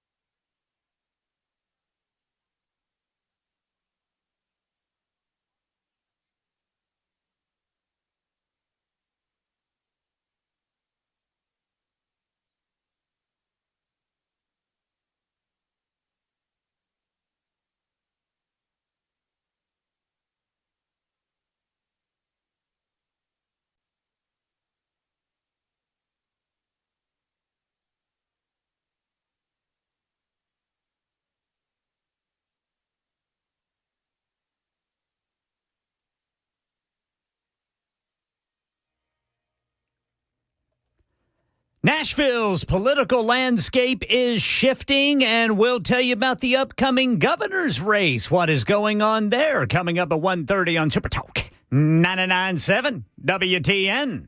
The governor's race? Yeah. Got stuff going on in the governor's race? Yeah, man. I thought it was already over. I thought they decided already. Marcia gets it. Not very nice, Chad. It's not very nice. Well, you got to have the votes so you can pretend. Okay, I forgot about that. I think she's going to win. If I had to lay money out right now, I think she is. But that's a big if. I don't have to. Not at this moment in time, because I'm too busy doing what? Hot take, hot take, hot take Tuesday. All right, I'll start it off this time, boys. Cursive is stupid. They're starting to teach it again in school. As a youngster, I get it, right? But at some point in time, I don't really think it's necessary. It's antiquated and it's old, and let's just move on from that. Okay, great to help with your dexterity and stuff like that as a kid, but unless you're writing with a feather, it's ridiculous. And many of you are like, well, what about the Declaration of Independence and this and that? Great. Again, fantastic. But kids aren't looking up the old school unless they're buying the Trump Bible, right? The Constitution or any of that stuff. And by the way, that's printed. Okay? And somebody's like, well, how do you sign something? I e-sign. I can't remember the last time I actually had to sign something. And anyways, it doesn't matter how you sign it. Nobody can read each other's writings. I'll go places all the time and, I got my wife's credit card. Will you sign for it? Yeah, sure. Didn't even look. Right? You can write Superman or the Queen of England. Nobody's paying attention. That's how you sign it. Okay? So cursive, silly, teach it to fourth grade, and then we move on with our lives. What do you have first, Ken? All right, boys. You don't tell your neighbor their spouse is cheating, because no matter what you do, you are going to be the villain in someone's story. Leave it alone. About as true as it gets. Yeah. I mean, if you try to be a good neighbor, especially if he's your, like, how close are you to, it's just acquaintance neighbor or like your best friend? Yeah, maybe. No, if it's your best friend, that'd be different. But like if it's just somebody you see while you're out walking your dog or something like that. Oh, turn around the other way. Leave it alone. Leave it alone. Because there is one thing, maybe he or she already knows. Maybe, and you don't want to start crap. But at the other side of it, it doesn't matter because he or she is going to gaslight the spouse into thinking that's baloney, and then it's all going to come back on you. You're going to be the bad guy. It's a no-win situation. Just poke your eyes out and run the other direction. Best thing right there. Pretend you don't even speak English. Whatever it is you have to do. Bell, what do you have for us? Streaming services are stupid. No matter what you're paying or what package you're getting, the vast majority of the content on that service you're not bothering with. So it's much smarter just to cancel and then re-up every time something comes out that you want to watch. And then after you've watched it, cancel it again. Yeah. So is that what you do? Yes. That's what you do, huh? Do you guys see that? Like if there's something on Disney Plus I want to watch, I wait till all the episodes have been released. I sub for 1 month, watch them all, and then cancel. What would you watch? Is this a Star Wars thing? Yeah, Star Wars especially, plus the Taylor Swift tour documentary. There's that. Did you, I heard that they've postponed the wedding. Is it getting close to breakup time? Oh, I think that's something to do with their scheduling. Yeah, I heard it was something to do, well, he's got to go make another $1 billion in that. And I heard that a lot of it has to do with him because he's still unsure if he's going to play next year. And by postponing the wedding, that's telling everybody he's probably going to play for one more year. Yeah, that would make sense. You don't want to go out like that. Because that's right in the middle of the season, isn't it? Yeah. And what if they do worse? Well, then that's it. But you don't want your, yeah. But, well, I mean, again, are you going to have. How do you do worse? Are you going to have Mahomes? Are you going to have Mahomes in a way that you remember Mahomes? Yeah, man, because I think they're having to cut into that knee. Yeah, they are. And once you cut, it's different. It's a different world. We're still not there yet, huh? We're still not at that point where they get you. I always thought by now, like, was it Star Trek 2? Was that the whale one? No, that was 4. 2 was Wrath of Khan. So the whale one, when they were in the, Scotty had to go to the hospital and they were going to cut into, or one of them had to go to the hospital and they were going to cut into him, remember? And that guy walked by and he goes, oh, he's got liver, and he gives him something and he's cured, just like a little pill. I always thought we'd be at this point by now. Bones is like, how barbaric was this era? My God, Jim. That guy. And his spot goes, fascinating. Everything overacted. I'm a pharmacist, not a... Damn it, Jim. Always, damn it, Jim. That was like, it was a whole bunch of overactors all in one movie. And if you wore the red shirt, you were going to die. Yes. Like Galaxy Quest. Do you remember Galaxy Quest? Yeah, it was kind of a spoof. Remember Sam, oh God, the great actor. Rockwell. Remember when he's like, yeah, like number five. If I don't have a name, I'm always the first one that gets killed. And they're like, go out and say hi to it. Have you guys even watched the show? You know, you got to have a name. If they don't give you a name, you're done. Go out and see if it's nice. Yeah, that's a great movie. I love that. All right, coming on up, a lot of good stuff. I'll still to get to. We're going to talk a little bit about Greenland. I'm pretty excited about it myself. I wonder if they're going to have a World Cup team. Wonder what sport they play in Greenland. I do wonder what the weather's like. We should check the weather coming up in Greenland as well. They have a a European football team, don't they? Maybe. I don't know. I mean, that home and away series, that's got to be tough. Guys, wait till we get them back on our snow. I know Iceland has one. Yeah, Iceland. Yeah, you guys have the Iceland big time. I bet you they got a great curling team. Oh, we're going to be doing curling soon. So be prepared, guys. We're doing curling soon as a station. Just to let you guys know that. We are going to be doing curling as a station. It's going to be awesome. It's because we're real athletic. We are super. We're just a few weeks away from, 2.5 weeks away from the Olympics? I believe so. The opening of the Ciao Bella Olympics. Ay, Ciao Bella, Ciao Bella. That's in Italy. That's why I'm saying that. Ciao Bella, Ciao Bella. Did they fix the hockey rink? That was the big controversy, is they couldn't get the rink the right side, so the NHL wasn't going to send any of their players. So, again, it's Olympics, so the ice is a little bit bigger. Chabela, just come anyways. It'll be fun. Everybody rides the best spa. Yeah, Chabela. It's just Super Talk 99.7.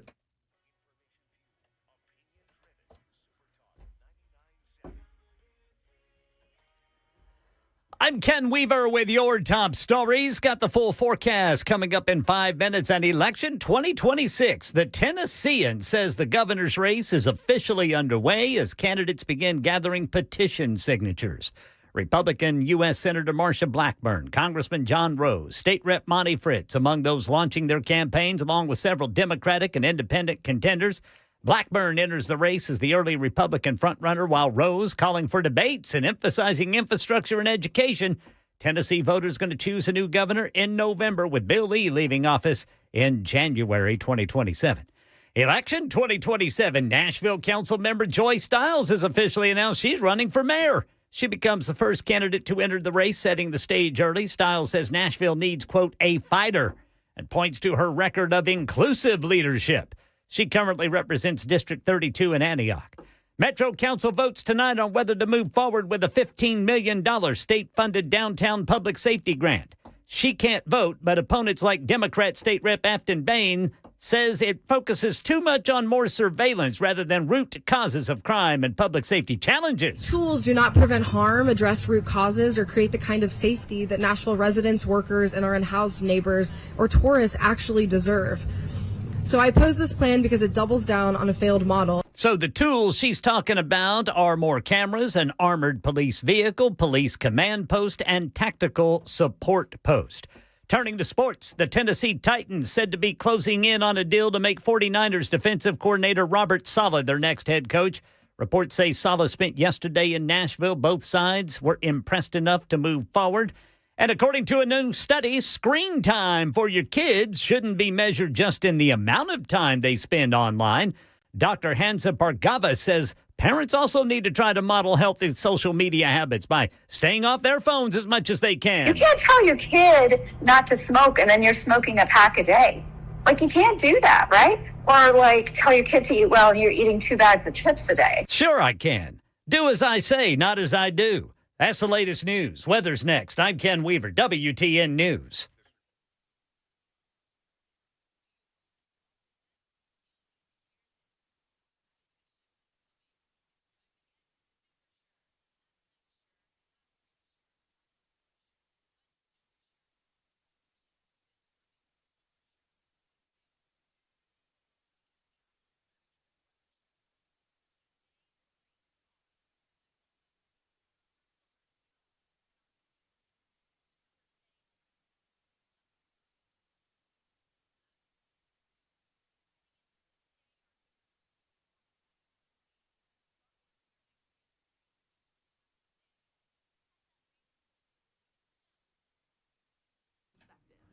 All right, guys, our good friends at Beacon Capital Management want to talk to you. Get yourself free personalized financial consultation. Financial. Dollars and cents. You're worried about outliving your retirement? Yeah, a lot of people worry about that. So why not talk to Beacon and see if they can help you with that? Make sure you're on the right track. What about healthcare? Beacon can help you with that. And if you think that's all they can help you with, you're wrong. Taxes, especially with the one big, beautiful thing, very bill. This bill is very big, but it's got all kinds of neat things in there that you could use to offset some of that income. And they can help you with that. These things, though, are a little bit different. It's not so, cut and dry. It includes things like $10,000, up $10,000 off in car loan interest, or another $6,000 senior deduction, right? When it comes to, and if you're over 65 and older, with a phase out. So it's not a total elimination of tax on Social Security, but it does help. And then they can help you with things like estate planning and, yes, long-term care. So talk to Beacon today. They're amazing. They're local. Find out what they can do for you and set up a free personalized financial consultation with Beacon. Go to beaconcm.com or call 615-488-9303, 615-488-9303 or beaconcm.com. For Beacon Capital Management, this is a paid placement.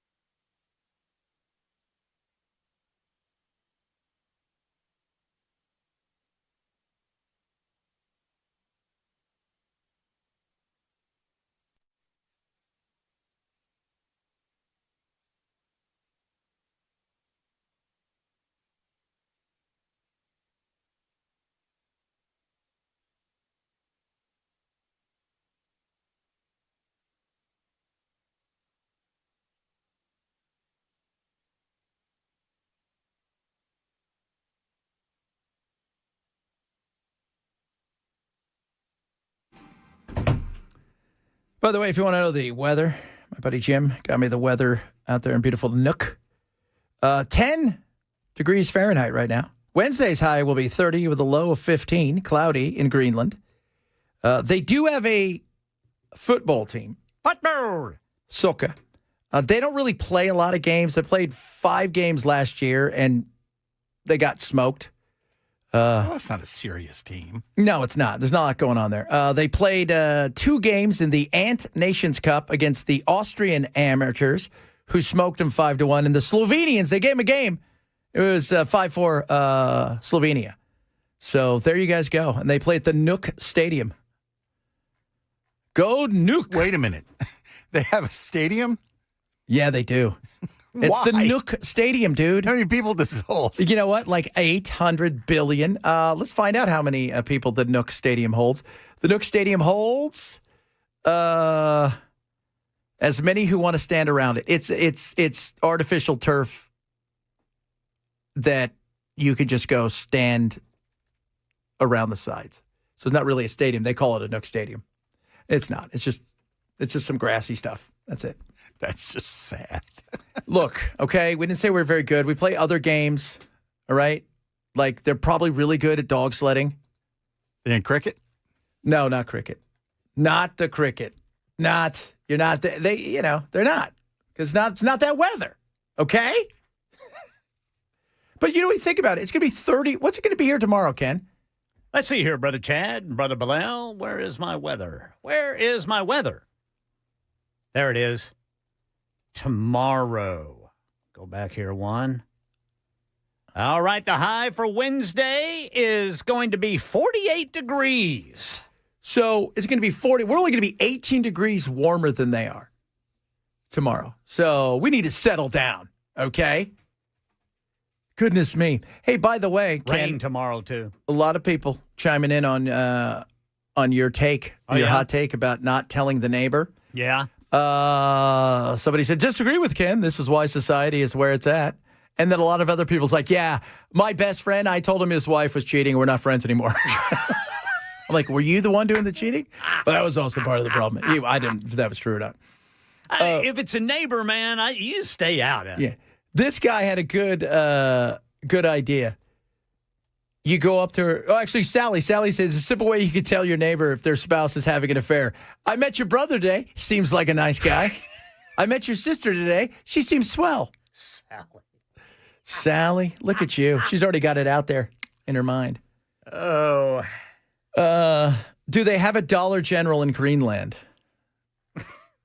I don't know. That's a great question. I don't think so. I don't think so.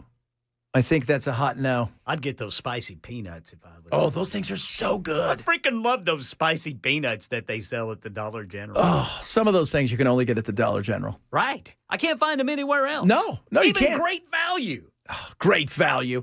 By the way, did you see that guy I sent you that goes around and he... Yes. So I loved it. So this guy goes around and he explains to everybody like what the tags mean at TJ Maxx and you know all these things. So if it's a 9, it means that this thing was last year's. If it's a 7, it means this is the lowest price it can go. But then he goes around to like, this is great value. Great value stuff is produced the exact same place that so and so's stuff is made. And you're like, no way. See, we knew it. That's why it's a great value. I bet you that's why it's a best value right there. That's right. They don't have a Dollar General in Greenland, says TB. Maybe not even spicy peanuts. Probably not. I wonder what like Matt was talking about that day, the food that they eat it's super high in fat because it's cold. Yeah, man, you got to be warm. And they eat like a lot of whale and fish and stuff like that is just super concentrated in fat. And that is not, I would starve. I'd be like, I guess I'm not eating. I guess I'm not. I guess this isn't going to happen for us today, kids. So it's been a year since Trump took the oath, number 47. Should have been 46, but whatever. It's been interesting. It's been chaos, actually. Let's be honest. A lot of it's been chaos. Trump causes chaos. People who hate Trump cause chaos. there's been a lot of chaos. But, you can grade them out, good and bad, some indifferent because some of it's got a longer play. I don't think the tariffs worked out the way he thought it was going to work out, and I think that also could come back and bite him in the butt. And I think we're waiting. It could be as early as today that SCOTUS potentially rules on the tariffs. The tariffs. So we'll see. But I was also looking, I'm like, who of his administration has done the best? I keep going back to this John Duffy, the transportation secretary. I would also say Marco's done a pretty good job, but Marco, I think, has played a big role in Venezuela and Cuba. But I think he's done several great jobs. But no doubt, Pam Bondi, you can't give somebody more of an F than Pam Bondi. And like we said, I haven't seen her in days. No. Weeks. I'm surprised she's not, gone. How much longer do you think she has? I mean, it's funny on the front of Drudge, what's to say, what happened to Pam Bondi? People are asking the question. Well, usually with a president, usually after the first year, there are people who decide to step down and pursue other ventures. But I don't think anybody has. No. Under the Trump administration here in the first year. No, nobody has. In the first year, I think Sean Duffy's done a really good job. Like for somebody who, the chaos of all of the stuff that's happening, with Trump, because a lot of it's theatrics, a lot of it's about, ginning people up. They fight with him. He likes that. But I think when it comes to doing the job, I think he's done a hell of a job. I think Scott Bessent's done a good job, all things considering. That's a tough place to be. But Pam Bondi's been awful. I got to be honest, Kash Patel's been useless. That guy is useless. He is. It's hard, all the big talk that he had about all the things he was going to do, and it kind of all fell. And what's falling all around? It's the Epstein stuff, which isn't going away, by the way. That's still not going away because they're still, who's going to be, they've broken the law. Was it the 19th of December or the 18th of December? They had to have everything released. It's less than 1%. Well, and then right before, it was either before Christmas or right after Christmas, they claimed they all of a sudden found like 5 million more files. Yes. It's always some new things like this. So they had to go through those to make sure that they could release them. So he's kept some promises, right? I think he's done a hell of a job on the border for immigration. And I think... And he didn't need Congress. He didn't. Isn't that a shocker, right? Didn't need Congress. Didn't need Congress. I think as far as deportations, a lot of other stuff, I think it's a mixed bag. I think he's done some stuff that's been okay. I think a lot of it has been overdone. I think the fighting he's enjoyed, but I also think he's realizing it's starting to hurt,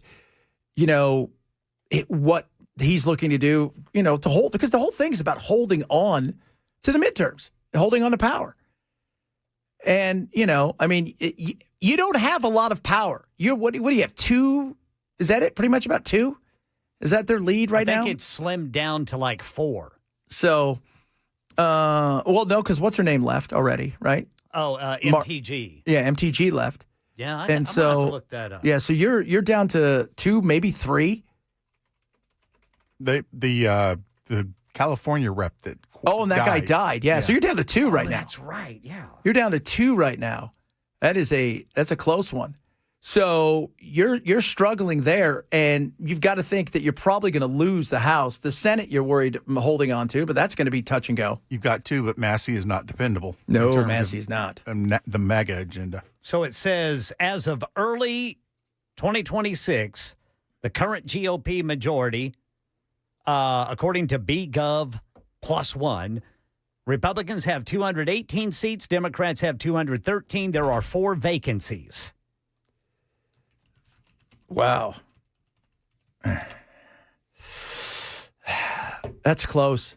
I mean, in theory, if there's more retirements and stuff towards the middle of the summer and they don't appoint, you could see the Democrats potentially come in and take over. And that's a tough gig. By the way, it's not like Congress should be celebrated. They're awful. They haven't done anything. What if they codified outside of tax, doing the one big beautiful bill for the taxes? What if they codified? They've done nothing. They defer everything to Trump to do something, with the pen. But just as easy as that, as we found out with Trump, to Biden, back to Trump, that stuff can be undone in a second. Right. I don't think they've codified anything he's done on the border. Yeah. So I think that's purely executive order right now. Yeah. Which somebody can come in and just completely erase it. Because Trump did his remain in Mexico. Then Biden came in and he undid, and he told everybody to remain in America, apparently. And then Trump came back and goes, no, we're putting it back on. That's how easy that is done. That's how easy that is done. Oh, by the way, everybody's talking about Bongino. Yeah, that's right. Dan Bongino. He quit to go back to, and look,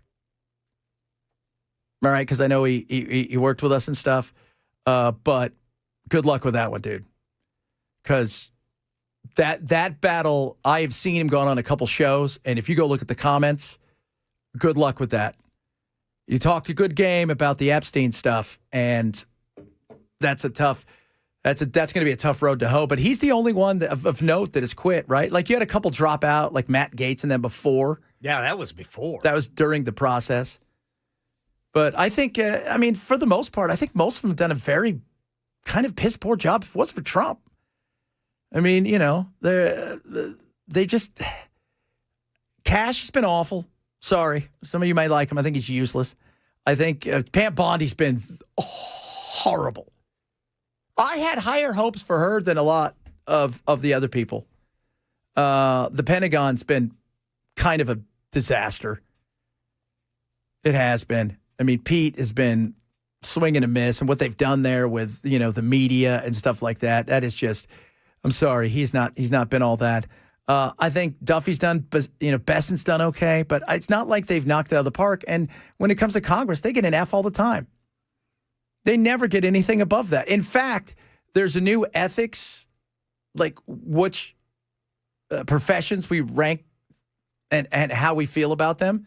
We'll do that coming up because it's kind of interesting to see where Congress ranks. And they're only above one group of people, which I feel sorry for. And so will Ken. We'll talk about that straight ahead. Chad Bench Show, Super Talk 99.7.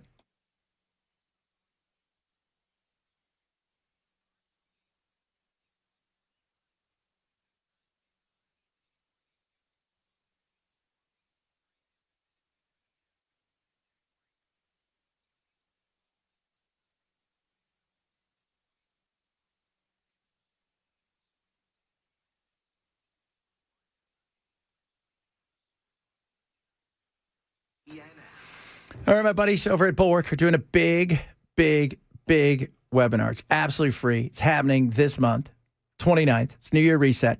It's what it's called, 5:30 our time. Absolutely free. Takes about 30 to 45 minutes.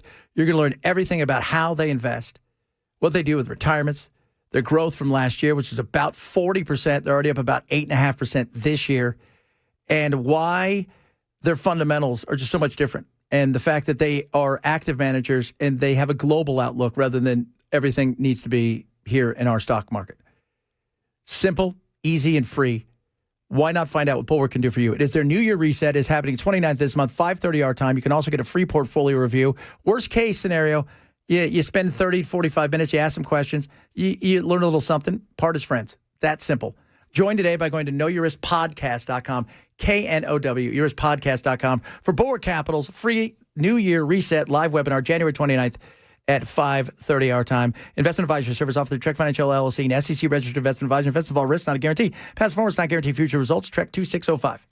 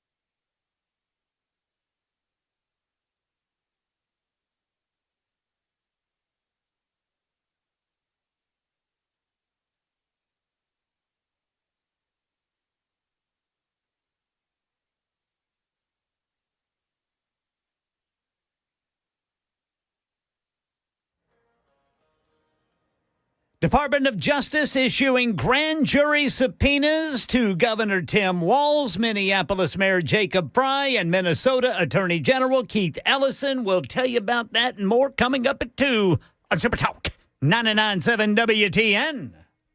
So there's a new Gallup poll, and this is the ethics ratings of U.S. professions. So which profession, if you're above 50%, that means 50% of Americans believe in you, trust you, like you. If you're below it, you're in trouble. Pharmacists, 53%. Good for you guys. High school teachers, it's even. Police officers, 37%. That's a dip. That's a major, major dip. Clergy, 27%. Business executives, 10. Stockbrokers, 9. Telemarketers, 5. 5. By the way, members of Congress and car salespeople, 7 each. I would flip the telemarketers and Congress. Absolutely. I don't think the telemarketer, that's a tough job. I don't think you have to do that to them.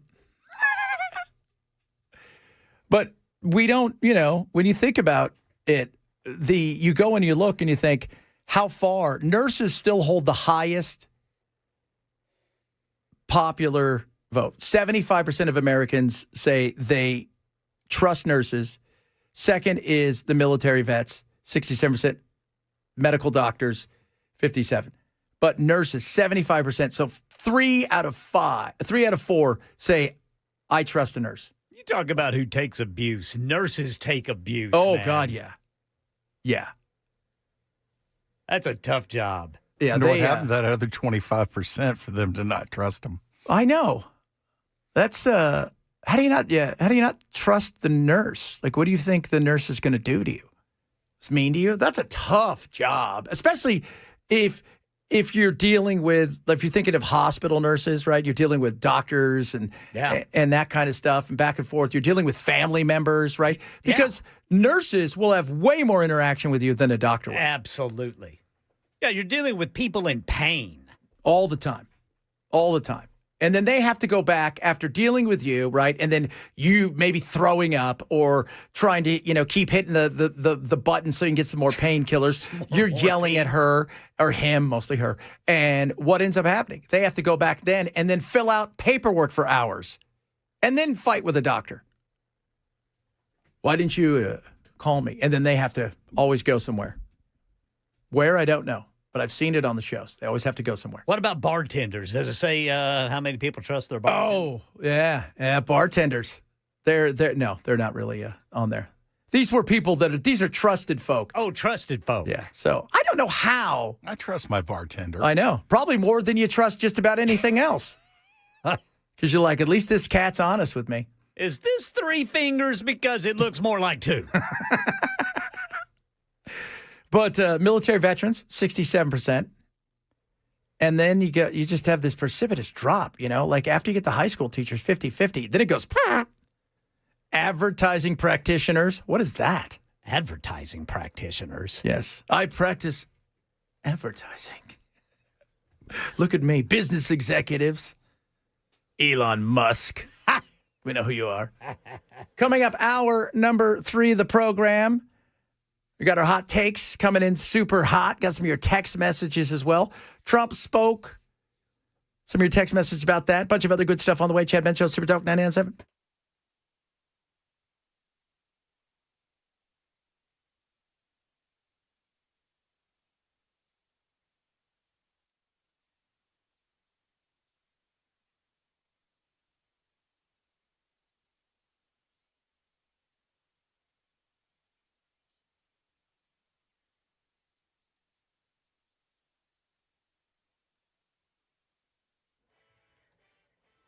Two o'clock on the dot. I'm Ken Weaver with your top stories. Got the full forecast coming up in 5 minutes. Tell you about that snowstorm that may be on the way.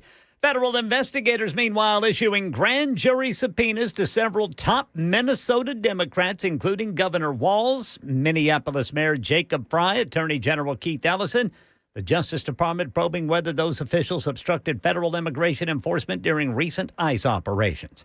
Right now in Tennessee, Execution protocol may be getting a major change after a ruling from Nashville Chancellor Aisha Miles. The Tennessean says Miles ordered the state to allow reporters to watch the entire execution, not just a brief portion of it. She says full visibility is essential for public accountability. This ruling comes ahead of multiple executions planned for this year. Tony Carruthers, scheduled to be executed May 21st. He's next. Convicted of a brutal 1994 triple murder in Memphis where 3 people were shot and strangled, then buried alive in a cemetery.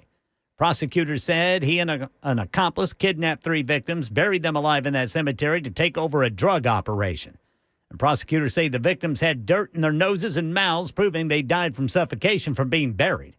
Election 2026, the Tennessean says candidates for Tennessee governor fanning out across the state, collecting signatures to qualify for the August primary. 12 contenders have stepped forward so far, including Tennessee U.S. Senator Marsha Blackburn, Congressman John Rose, Jerry Green, Carnita Atwater. Blackburn focusing on her message on conservative priorities and expanding school vouchers, while Rose highlighting roads, jobs, health care access, still wants a debate. Petitions are due March 10th as the field begins to take shape. Election 2027, Metro Council member Joy Stiles launching a campaign for Nashville mayor. Her announcement makes her the earliest candidate to step into the race. Stiles says she's running to advocate for neighborhoods and bring her leadership experience citywide. She has served in District 32 in Antioch since 2019. And Metro Council set to decide tonight whether to move forward with a $15 million public safety grant aimed at boosting security downtown. Here's Mayor Freddie O'Connell on Fox 17 addressing critics who think it focuses too much on surveillance rather than root causes of crime and public safety challenges. We're continuing to solicit feedback, but I will say I think the focus on downtown safety from organizations that have not nearly invested the resources on understanding the safety context. We want to hear those voices, but we also want to make sure that everyone understands the context of how different downtown safety environment is from other parts of the city. So even if moving forward with the grant is approved, specific surveillance or technology purchases like camera and a new police command center, an armored vehicle would still require separate Metro Council approval. That's the latest news. Weather's next. I'm Ken Weaver, WTN News.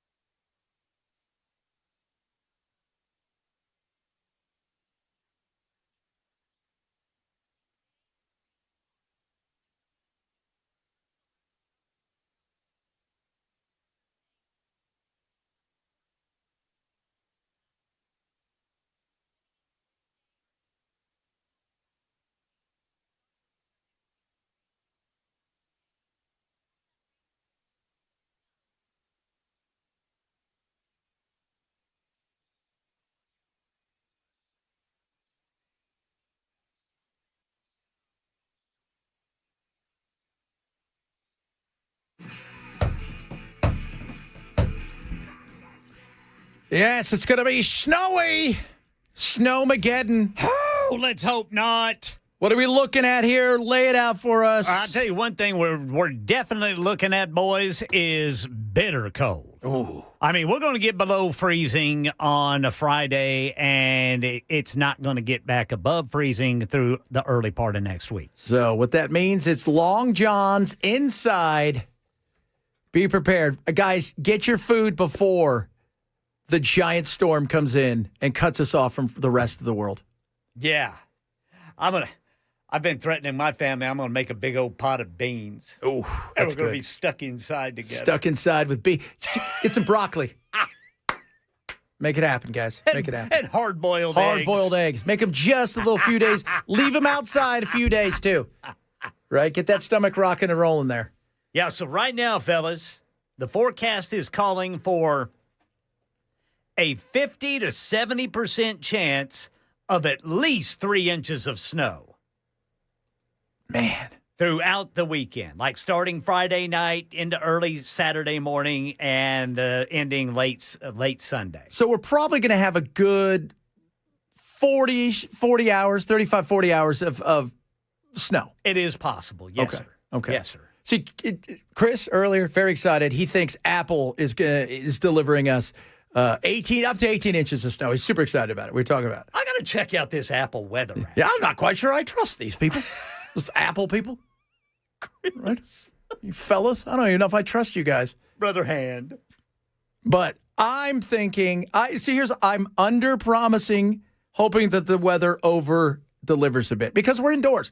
If it was a Tuesday or Wednesday, totally understandable. But we're all going to be inside.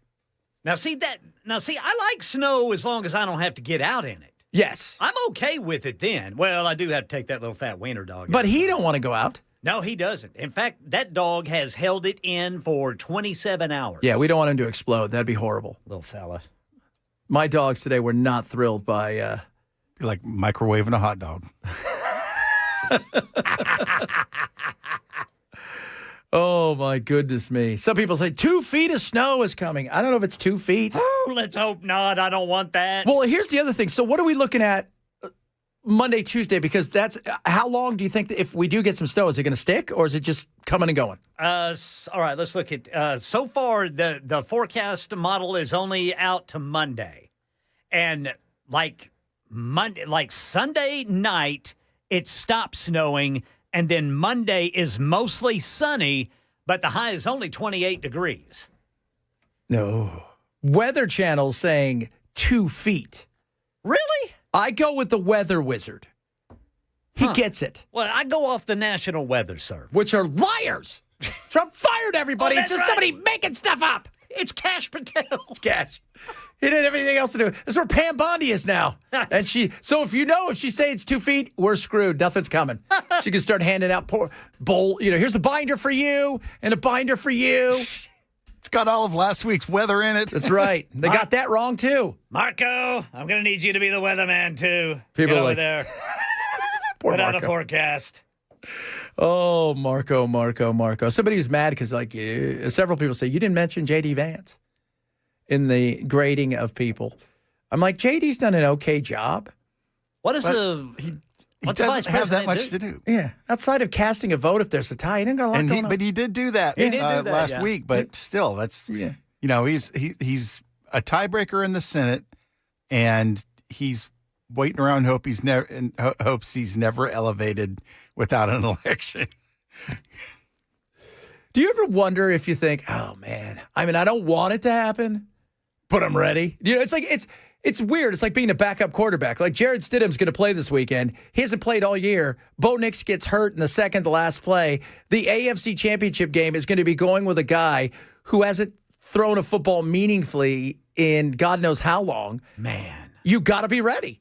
You do, man. You got to step up and deliver because that's the thing that can get you the first stringer's job.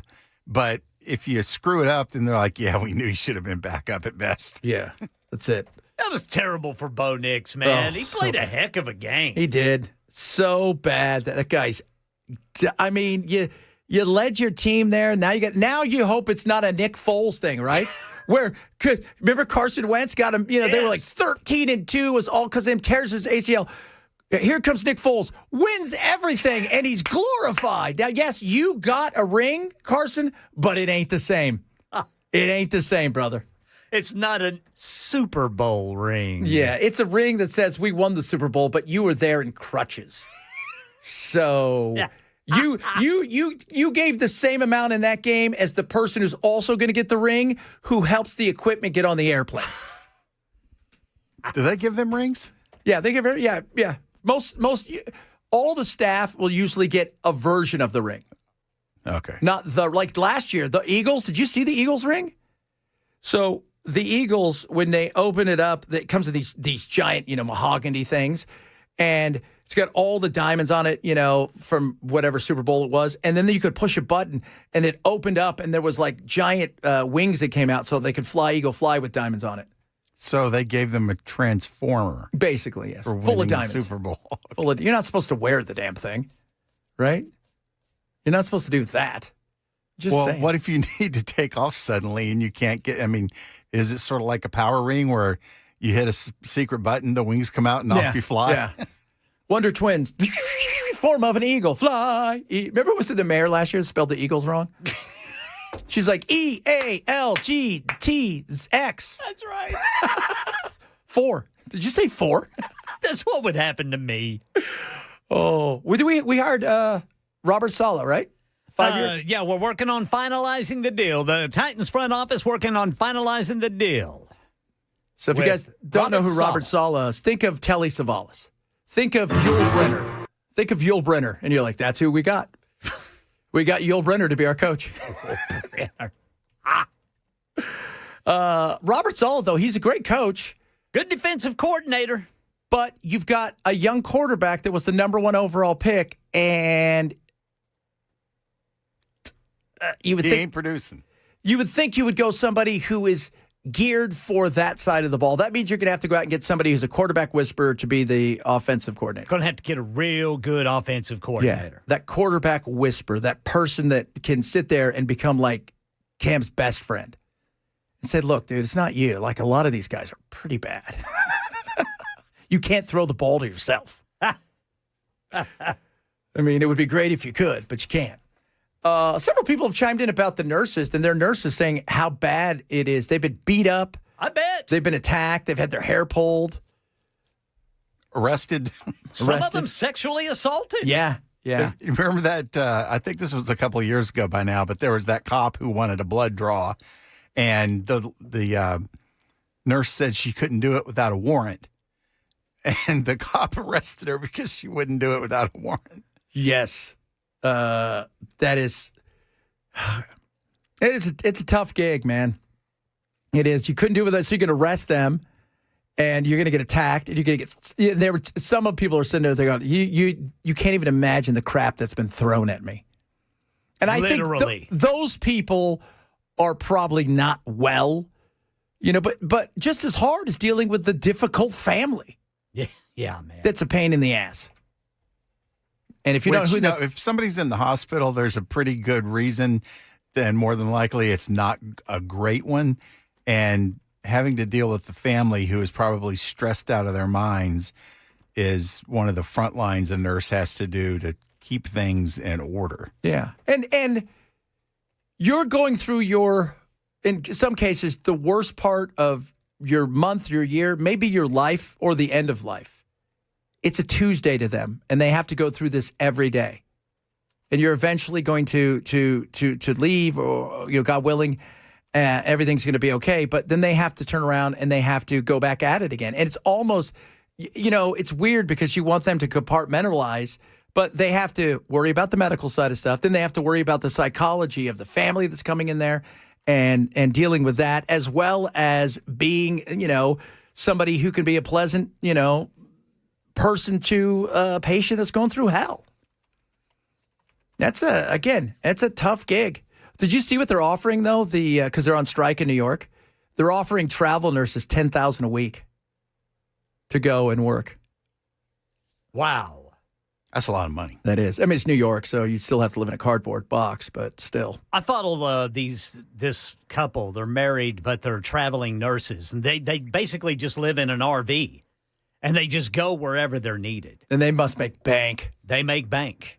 They just must just have a smile on their face. They're probably making, what, 6 to 10 grand every couple weeks between them. Yeah. And they've got nothing but a nice RV. Just a nice RV, a dog or two, and, basically all they have to do is, maintain the RV. Living their best life. I'll tell you that right now. That is just, it's a tough gig, though. Because those they're not working at the pediatrics place. They're working at hospitals and ERs. Yes. Ooh. So, somebody just texted in and said, to go and work, I'm going through right now with my dad. He just had a stroke. Kudos to the nurses. I couldn't do it.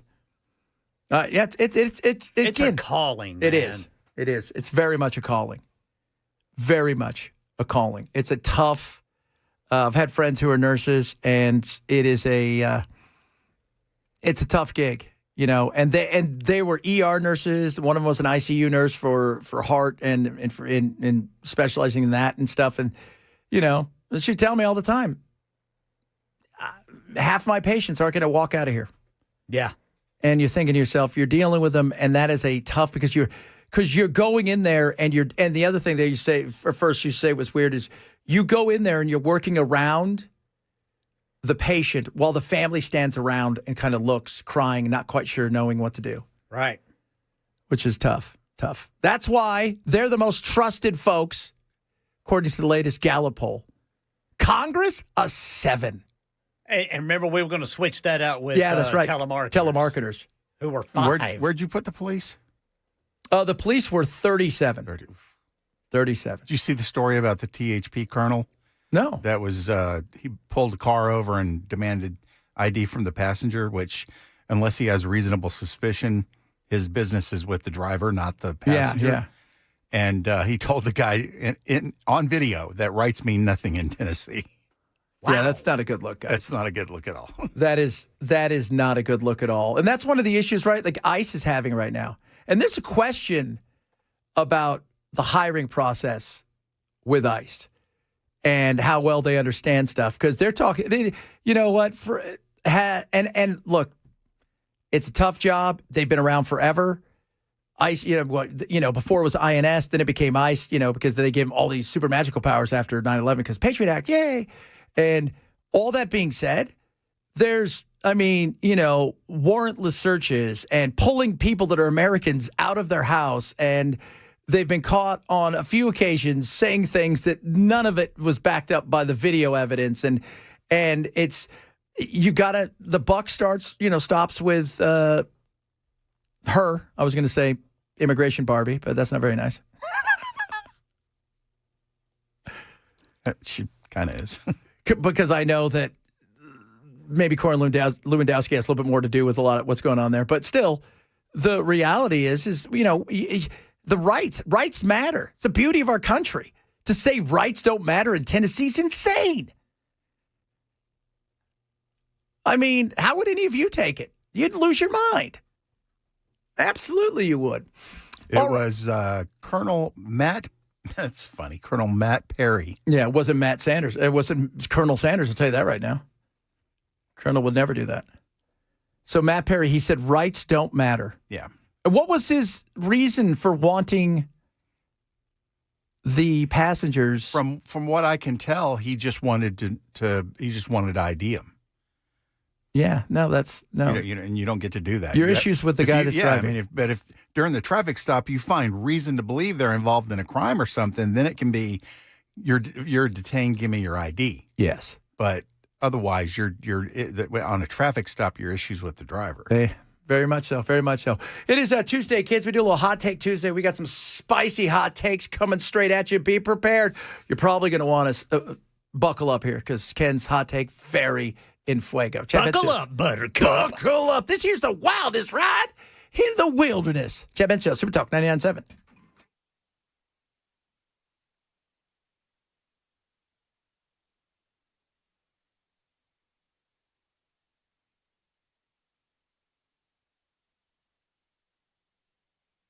By 99.7 WTN. Relief Factor is awesome. I take it every single day, and so does Kim. Kim is a woman who's worked a long time, and she has been struggling. She's struggling as she's trying to get fitter in life, and she's coming home every day and she's passing out. She gets on the couch and she's like, I can't move, my body's sore. She starts taking Relief Factor, and lo and behold, what happens? After about 10 days, the pain subsides. She's got more energy for her family and her life. That's what Relief Factor can do for you. It focuses on those pathways when it comes to inflammation, especially when it comes to your muscles. This is what I want you to do. I want you to try Relief Factor. It is a jumpstart trial bag, right? It is $19.95, less than a cup of coffee a day. And I'm telling you guys right now, especially with muscles, that recovery is so important. And Relief Factor delivers that time and time again. Omega-3 fatty acids, resveratrol, all this incredible stuff. So try it now. $19.95, less than a cup of coffee. It's a 3-week jumpstart. Go to relieffactor.com, relieffactor.com. See if you can be just like Kim. Have a story for yourself of feeling better each and every day thanks to Relief Factor. That's relieffactor.com or call 1-800-4RELIEF, 1-800-4RELIEF for Relief Factor, and tell them Chad sent you.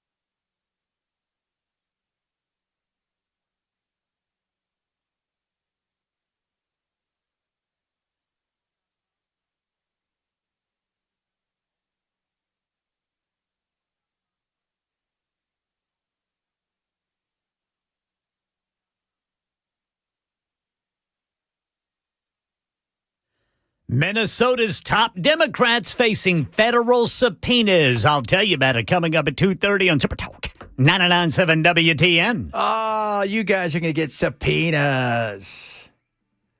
Sad. Do those come with honey and butter? They do not, actually. Right. They come with annoyance.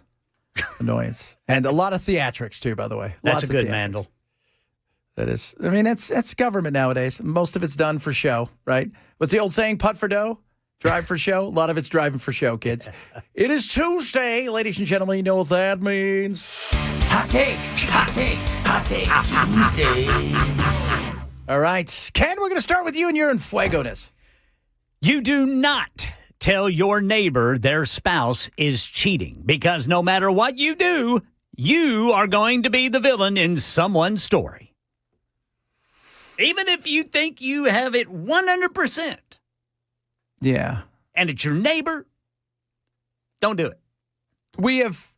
So if you're tight with your neighbor and he's like your boy. Now, if that's your best friend. Right? Or if it's your wife, like if you're tight and your family, friends and stuff, you got to probably say something without saying something. You got to figure out how you do that. Yeah. Unless you're the one cheating with his wife.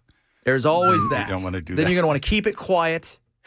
Very silent. And not say a word. Okay. Yeah. But otherwise, if it's just an acquaintance, somebody you see when you have the block party, you wave hi to them, right?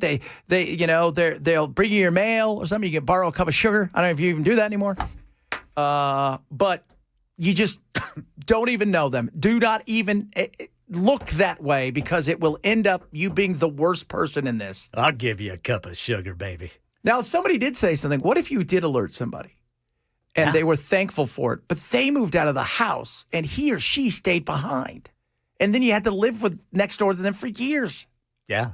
I mean, you could be the one completely ostracized. Yes. Well, when you're telling the guy, you've got to go, this didn't come from me. Don't let her find out.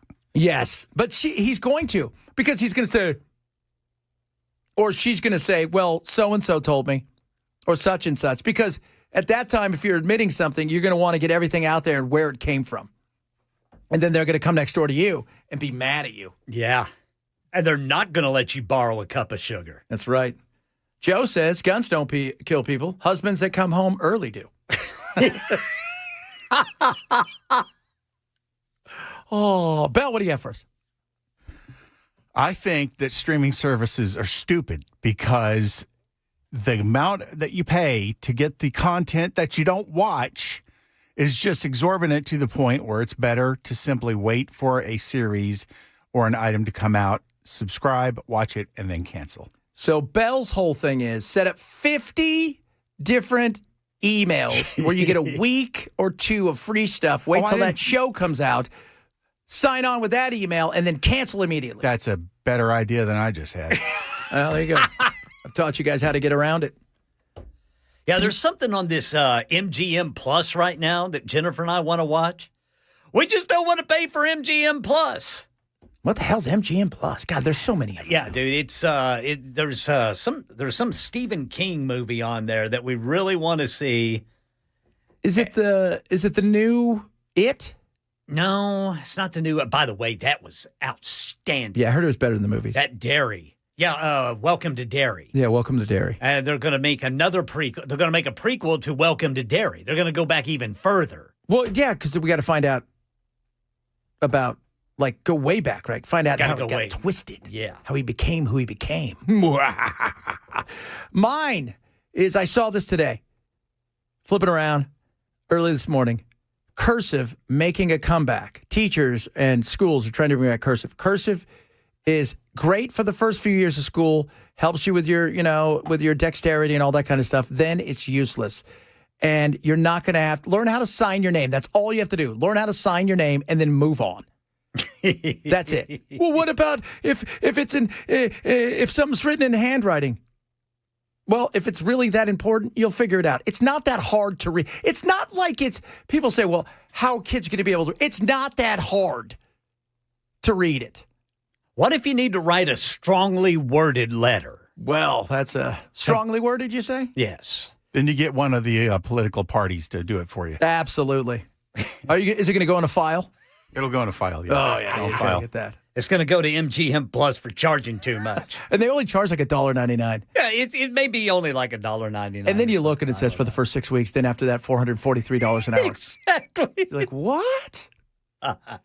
Yeah, you have to opt out of it. Yes. Even though it says free trial, you have to remember to go back and opt out. That's how they get you.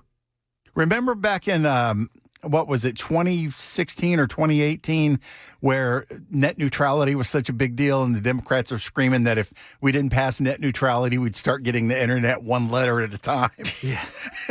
And literally nothing's changed. And it's only gotten faster. Nothing's changed. Not a thing has changed. And you know what? The opting out thing that drives me crazy is there's a couple apps out there and they get you to sign up and say, not going to say what app they are. Maybe a rocket ship goes in the air, and then maybe they talk about money. I don't know. But they're like, and then you could sign up for this, and then with one click, you can undo all your subscriptions. Not one subscription could you one click away from that.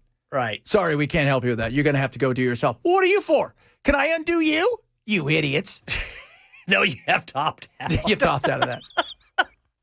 And most are putting in their terms of use now that you have to go to arbitration instead of being able to sue them. Goodness. God. Read those. I'm telling you, read some of that stuff. You got to read that fine print. Go man. look at what happened. That lady and that doctor, husband and wife out there in because they signed up for Disney Plus, and she died at one of the resorts out of Disney. And they're like, well, you signed up. You didn't read the fine print at the old Disney Plus. Yeah. And you're like, are you kidding me? You watch Star Wars and now you can't sue. Now if Mickey goes and slashes you and you die, you can't sue because you watch Star Wars. You watch Grogu or whatever its name was. The Mandalorian says this is the way. Coming up, we got some other fun stuff. Trump's taking questions and answers going on. The old Trump taking them. Dude, this is an hour and a half long. Yeah. Well, it took him 45 minutes to go through all of those the people. pictures? He just kept holding up pictures. This looks like a bad guy. Paid. This is a bad guy. Paid. Oh, kids. It's been 1 year. Been 1 year from today. I've been president. Chad Bensio, Super Talk 99.7.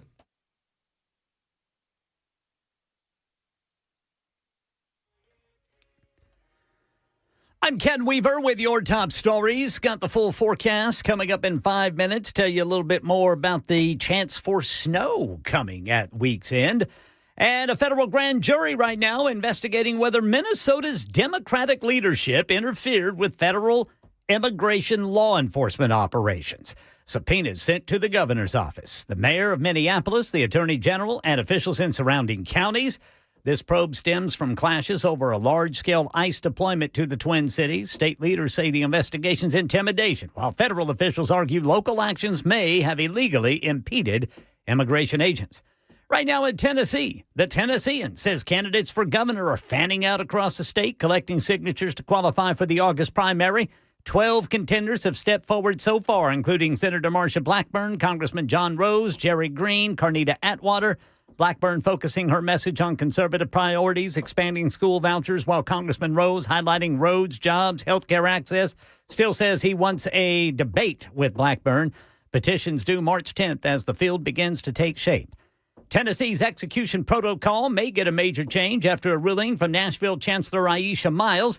The Tennessean says she ordered the state to allow reporters to watch the entire execution, not just a brief portion of it. Miles said full visibility is essential for public accountability. The ruling comes ahead of multiple executions planned for 2026. And Joy Stiles, who represents Nashville's District 32 on the Metro Council, says she's running for mayor in next year's election. Stiles is the first to declare a bid for the 2027 race. She says she wants to fight for residents and build on 6 years of community-focused work. The incumbent, Mayor Freddie O'Connell, not yet announced if he'll run again. That's the latest news. Weather's next. I'm Ken Weaver, WTN News.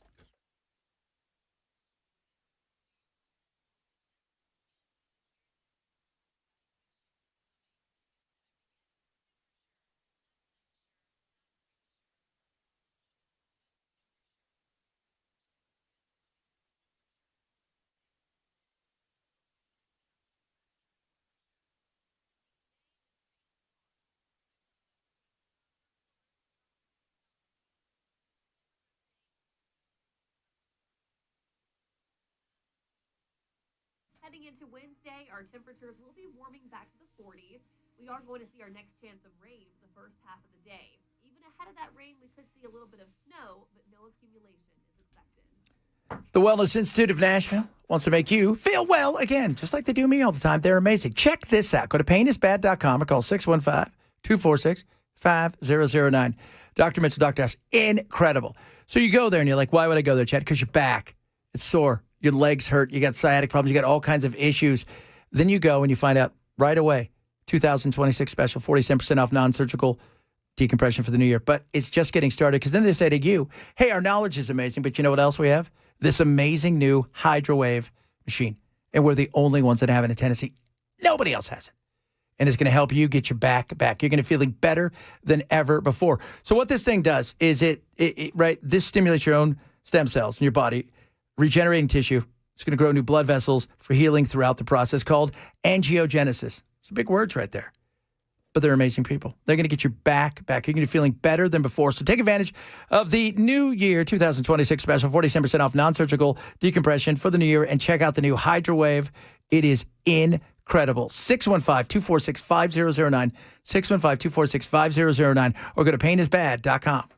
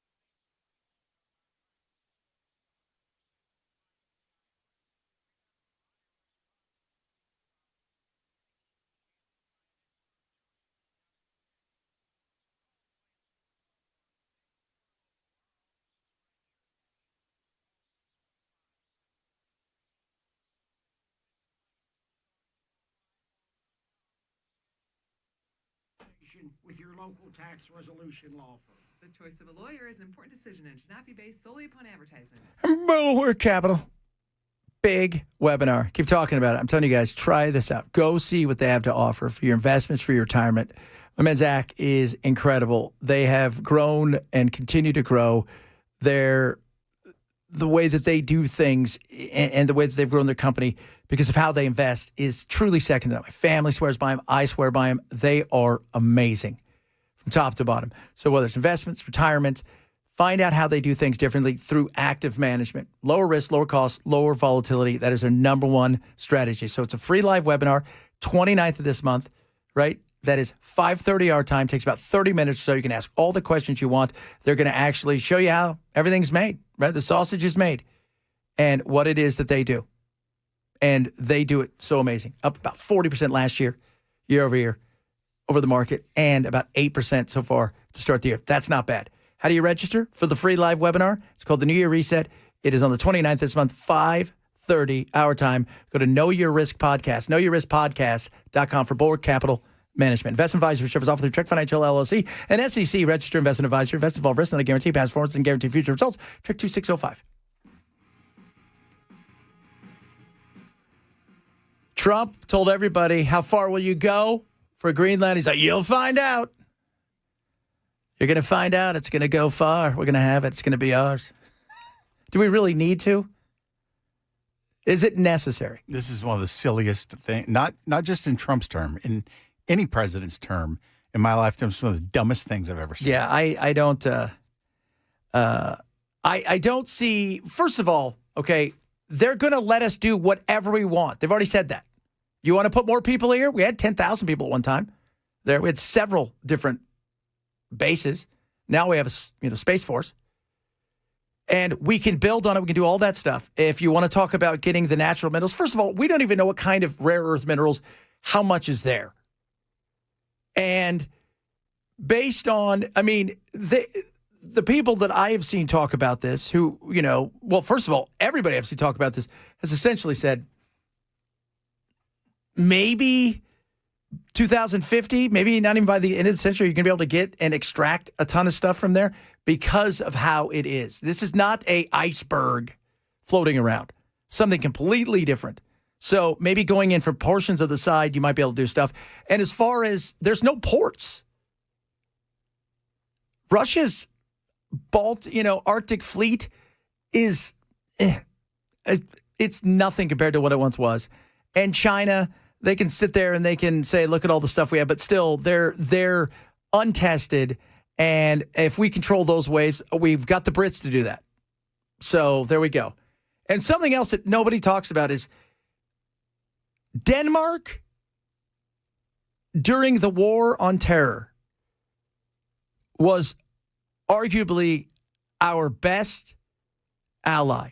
Unlike France and the Brits, who obviously think at times they're way bigger than they are, the Danes got out and they fought with us. They didn't ask for anything kind of thing. They went at it. And this is just, there's better ways of doing this. And, you may want it, but saying you'll find out as if we're going to really do anything, that would just be so asinine. Because did you blow up NATO? And maybe that's his goal. I don't know. I mean, have you thought of that? Maybe his goal is let's blow up NATO. See what happens. I mean, I would like to think no, but, I have no idea when it comes to him and what he's going to do or not do in this situation. But I just don't think there's better ways, especially if they're offering it to you. And people called Reagan a cowboy. Well, he was a cowboy. I'll tell you that right now. He played a lot, actually. I saw him the other day on some. I think it was Bedtime for Bonzo. No, he was. That's a high water mark in anybody's career. That is a pretty good high water mark. What was it? Tales of the West, or one of those things where he narrated some of the stuff for behind a desk. And you're looking there going, I wonder if you're there and you're watching, and you look back at that. Do you think at any moment in time did he think, I'm going to be president of the United States one day? No, not when he was actively in movies. Yeah. And even when he was actively, because he was the head of the Screen Actors Guild, right? No. I think it was once he started getting into politics, and probably before he went for the governorship of California, which he obviously won. I think that was probably when he started considering the possibility. Yeah. Yeah. Yeah, probably. I mean, I wonder what that process is like when does that click in your mind? Like we were talking about J.D. Vance earlier. If you're backup quarterback, you got to think every play you may be the next, especially something like that. Like every play I could have to go back out there and I'm going to be the guy. And same thing if when does that snap, that little thing snap and go, okay, I might have a chance of being president? I think it's got to be sometime in your political career where you feel like you're starting to build relationships that will allow you to stand on those shoulders. Yes. When they come to you and say, we think you've got what it takes. We're going to put together an exploratory committee to take the temperature of other big donors and people like that, if you might be the right fit for us to get behind you. But again, I think it's like with so many different jobs, it's about relationship building. If you don't have those relationships, you're not going to have the support. Say what you want about Mitch McConnell and Nancy Pelosi and all this. They cultivated relationships for years. Watch the movie Charlie Wilson. Find out why he was able to do what he did in Afghanistan. A Democrat in a dead red state of Texas, because he cultivated so many relationships that people owed him, and they paid up. They paid up. So we'll, now the liberal portion of the show. Closeted Lib says, I'm back. Was it yesterday? I was a northerner. Yeah, that's right. You were from up north. So you must be a Yankee. So, no, look, because I don't want to attack or go after a fellow, NATO ally, doesn't make you a liberal, by the way. Hey, if you don't say everything that I agree with, you're a liberal. And saying the things that are true, which is we're allowed to do these things already. They're already giving us permission. Yeah, come on over. You've already done it before. We're good with this. We're allies. We're pals. We're pals. By the way, Ken, so Ken's hot take earlier was, yes, sir. Do not get involved if your neighbor's having an affair. No, sir. Somebody brought up a great question. What is it? What if your neighbor goes, Ken, I'm a little worried about my wife. I think during the day, the mailman comes and delivers, if you know what I mean. And I'd like you to watch out for what could be happening next door. I would say, no habla inglés. Thanks. No habla inglés. No hable inglés. No, ¿qué? Yeah. So what would you do that then? I would just say, no. That's betwixt y'all. Yeah, I know. That's a hard thing. Like I said, if it's your buddy, I mean, if it's somebody you're close to, that's a different story. But, just if you suspect that, this is a neighbor you might see at the dog park or, and that's the only time, Like, hey, man, you and I are best friends, and I just need you to know this because I don't want to see you get hurt. But she's over there doing some rotten stuff, and if you guys break up, would you care if I dated her? Oh, that's it. Brother. What if he says, hey, can you watch and see what's going on? And yeah, absolutely, I will. Knowing full well you're the one that he should be watching for. You really invited the wolf right there. I haven't seen anything, neighbor. Yeah. No. But I thought that was a good question. I thought it was a very good question. That's a good question. Because you would get that. Like, if you noticed anything, could you watch out for me? I'm going to be gone on a trip for 2 weeks or 10 days for my work. And, I'm going, my father got sick and I have to go. Maybe that's why she's cheating on you is because you're gone for 10 days at a shot. Have you thought of that? Oh, you should say, you know what? I was just going to ask you the same thing. Could you watch my house? Well, you're not going to be home? Well, geez. You want me to help you, but you're not willing to help me, huh? That's not very nice. I'd never do anything like that, neighbor. No. Oh, Lord. That would be crazy. Several of you chiming in about Greenland. Darren says, I know we just can't build any kind of base we want there. I thought we could, but it's not true. It's true. We can't. Right? We can't build anything we want there.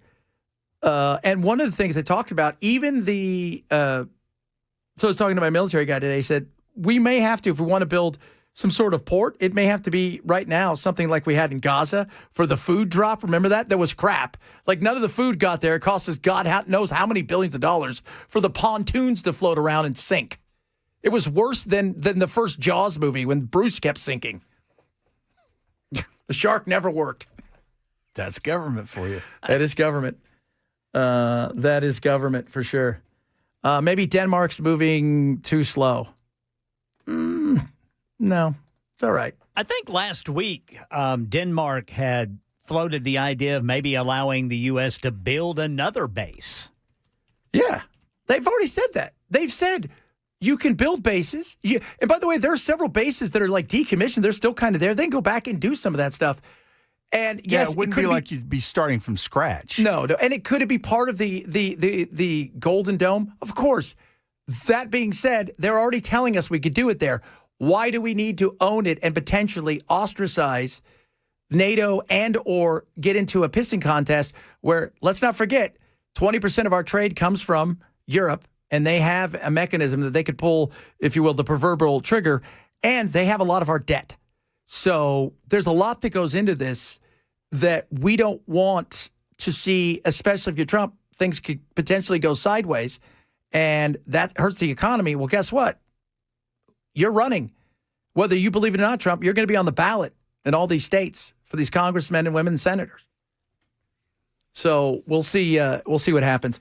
It's going to be cold this weekend. Oh, is it ever going to be now, cold Apple this says, Apple Maps or whatever baloney weather they're coming up with, says it's going to be 40 feet of snow. I don't think so. But they're saying like 18 inches potentially. Well, get this. The National Weather Service, since we last spoke, has updated the outlook, if you will, to include not only weekend snow and bitter cold this weekend, but now weekend freezing rain.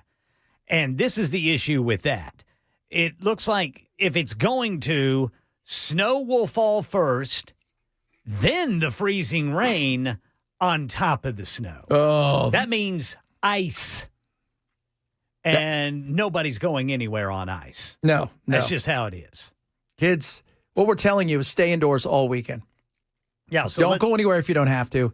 If you need to get snacks by Thursday into Friday, make sure you got all the food you need to get through the weekend and batten down the hatches. Yes, sir. Snowmageddon is coming. Speaking of Snowmageddon, our man and yours, Matt Murphy, is in the house straight from his move yesterday. That's where Bell was. Oh, yes, sir. At, was it Murphy-Lago? Murphy-Lago. Murphy-Lago. We're going to ask him about his move, find out what he's going to be talking about. And yes, he's wearing a vest today because it's so chilly outside. Chad Benson Show, Super Talk 99.7.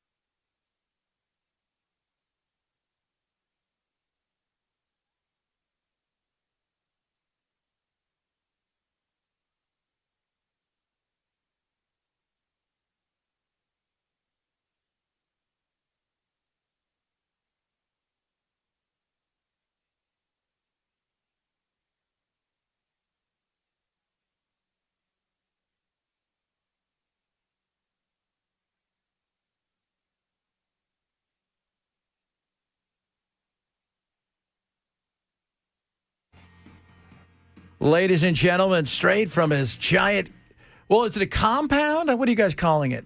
Is it a compound? I think it got named Murphy-Lago, which I kind of like. I like that. Yeah, we'll call it a complex. We'll call it the compound. Okay. The grounds. The grounds. The grounds. So now you and I were talking about this we're joking about when your wife took the dogs to her dad's house, and you're Right. like, they have no idea. They're never going back to that. That's so right. they get to the new casa, and it's got a lot of space.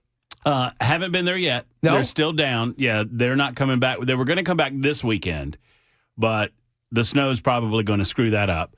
So they might have to stay down another weekend. So that is still to come. Very excited. Very excited. Fence going in tomorrow. So a lot of excitement. Getting everything in under the wire at the compound. I like the compound. That's The good. compound, and apparently we're on top of the hill. I had a glass guy out today because we had a little accident during the painting, which was no big deal. Nobody got hurt, but it broke some glass. Anyway, glass guy out today, and glass guy goes, "Man, if it snows, you're gonna have a bunch of people up here." And I was like, "What? What are you talking about?" And I didn't even I didn't recognize the topography. I'm on like the top of the mountain of Mount Pleasant, so apparently everybody goes to the end of our street. Because it's a really, really straight street that goes downhill for a long, long time, but not like too much where people go crazy. Enough you can have a lot of fun, but you're really not going to die. Exactly. Right. And he goes, "Oh, no, every time it snows, everybody that's a constant trek up the street, down the street, up the street, down the street." I was like, "Oh, we'll sell hot cocoa." Oh, that's nice. And I You know? like the fact that you're at the top of the hill, so like you say, you can look down upon everybody. That's exactly right. That's good. Look over the grounds. You could fire a shotgun in the air and say, "Get off my property." Oh, I might do that, Weaver. Oh, I like that. See what happens. You should put something up welcoming the neighbors. Don't come on this street, or I'm going to call the popo. Yeah, we got a big sign in the front. We've already put the sign up in the front yard that said, "Hope you like dogs." I like that one. Yeah. So here you are. You got the new place. They moved. How long did it take them to unload? They got it to our house in Mount Juliet at 10 minutes until 9 o'clock, and they loaded up and left Mount Pleasant at maybe 5 minutes after 5. Not bad. It's an hour and a half drive, so, no, it's not bad. Trucking, man, trucking. So those guys are incredible. Matt comes in and he holds up his paper today. I said, "Let me show you how much prep I've done," and there's nothing written There's on nothing. I've done no. It's going to be a good day. It's going to be a good day. It's going to be You're good. pretty good at winging it. It's going to be a good day. What are you feeling like talking about? We talked about football today. How about that? We got a new coach. Hey, how about that Salah? I went down to the Brain Trust. All the producers on the sports station, they get together and they're like little hens. I call it the hen circle. They're just me, me, me, me, me, me. And I went to the Brain Trust and I was like, okay, was it a him problem or a Jets problem? It's always That's a Jets fair. problem. And that was their end. It was always a Jets problem. Well, I was like, and see, okay, the thing is, that's with fair. Robert Saleh, again, you've got anybody with the Jets, you just have to take it with, just go, okay, it is what it is. But Robert Saleh will be interesting. I was like yesterday after McDermott got fired, we were like, you got to call him on the phone. But apparently they had Harbaugh scheduled. They had, what's his name that got fired from Cleveland, who was, way better than. Who I think went to the Falcons.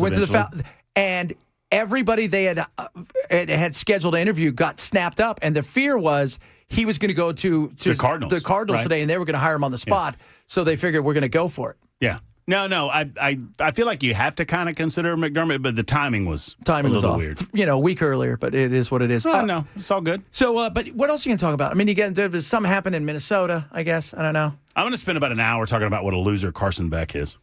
I know. Last night, I almost texted him. Did you see that last throw? No. I decided not to do it. I almost tweeted, nice to see the real Carson Beck finally showed up. But how's that Lamborghini now? Huh? Enjoy that ride, buddy. He's an odd-looking bird. Enjoyed that fourth-round pick. Oh, no, he's an eight. Aliens exist on Earth. Yeah. Two reasons I know that. Carson Beck and Taylor Swift. Yeah, absolutely. There you go. Ladies and gentlemen, boys and girls, get ready for it. He is prepped like nobody's business, straight ahead, and he's wearing a puffy jacket, and there's warnings about those. So be careful out there. He is straight ahead. Matt, have a go, guys. Remember, what do you want to Wednesday?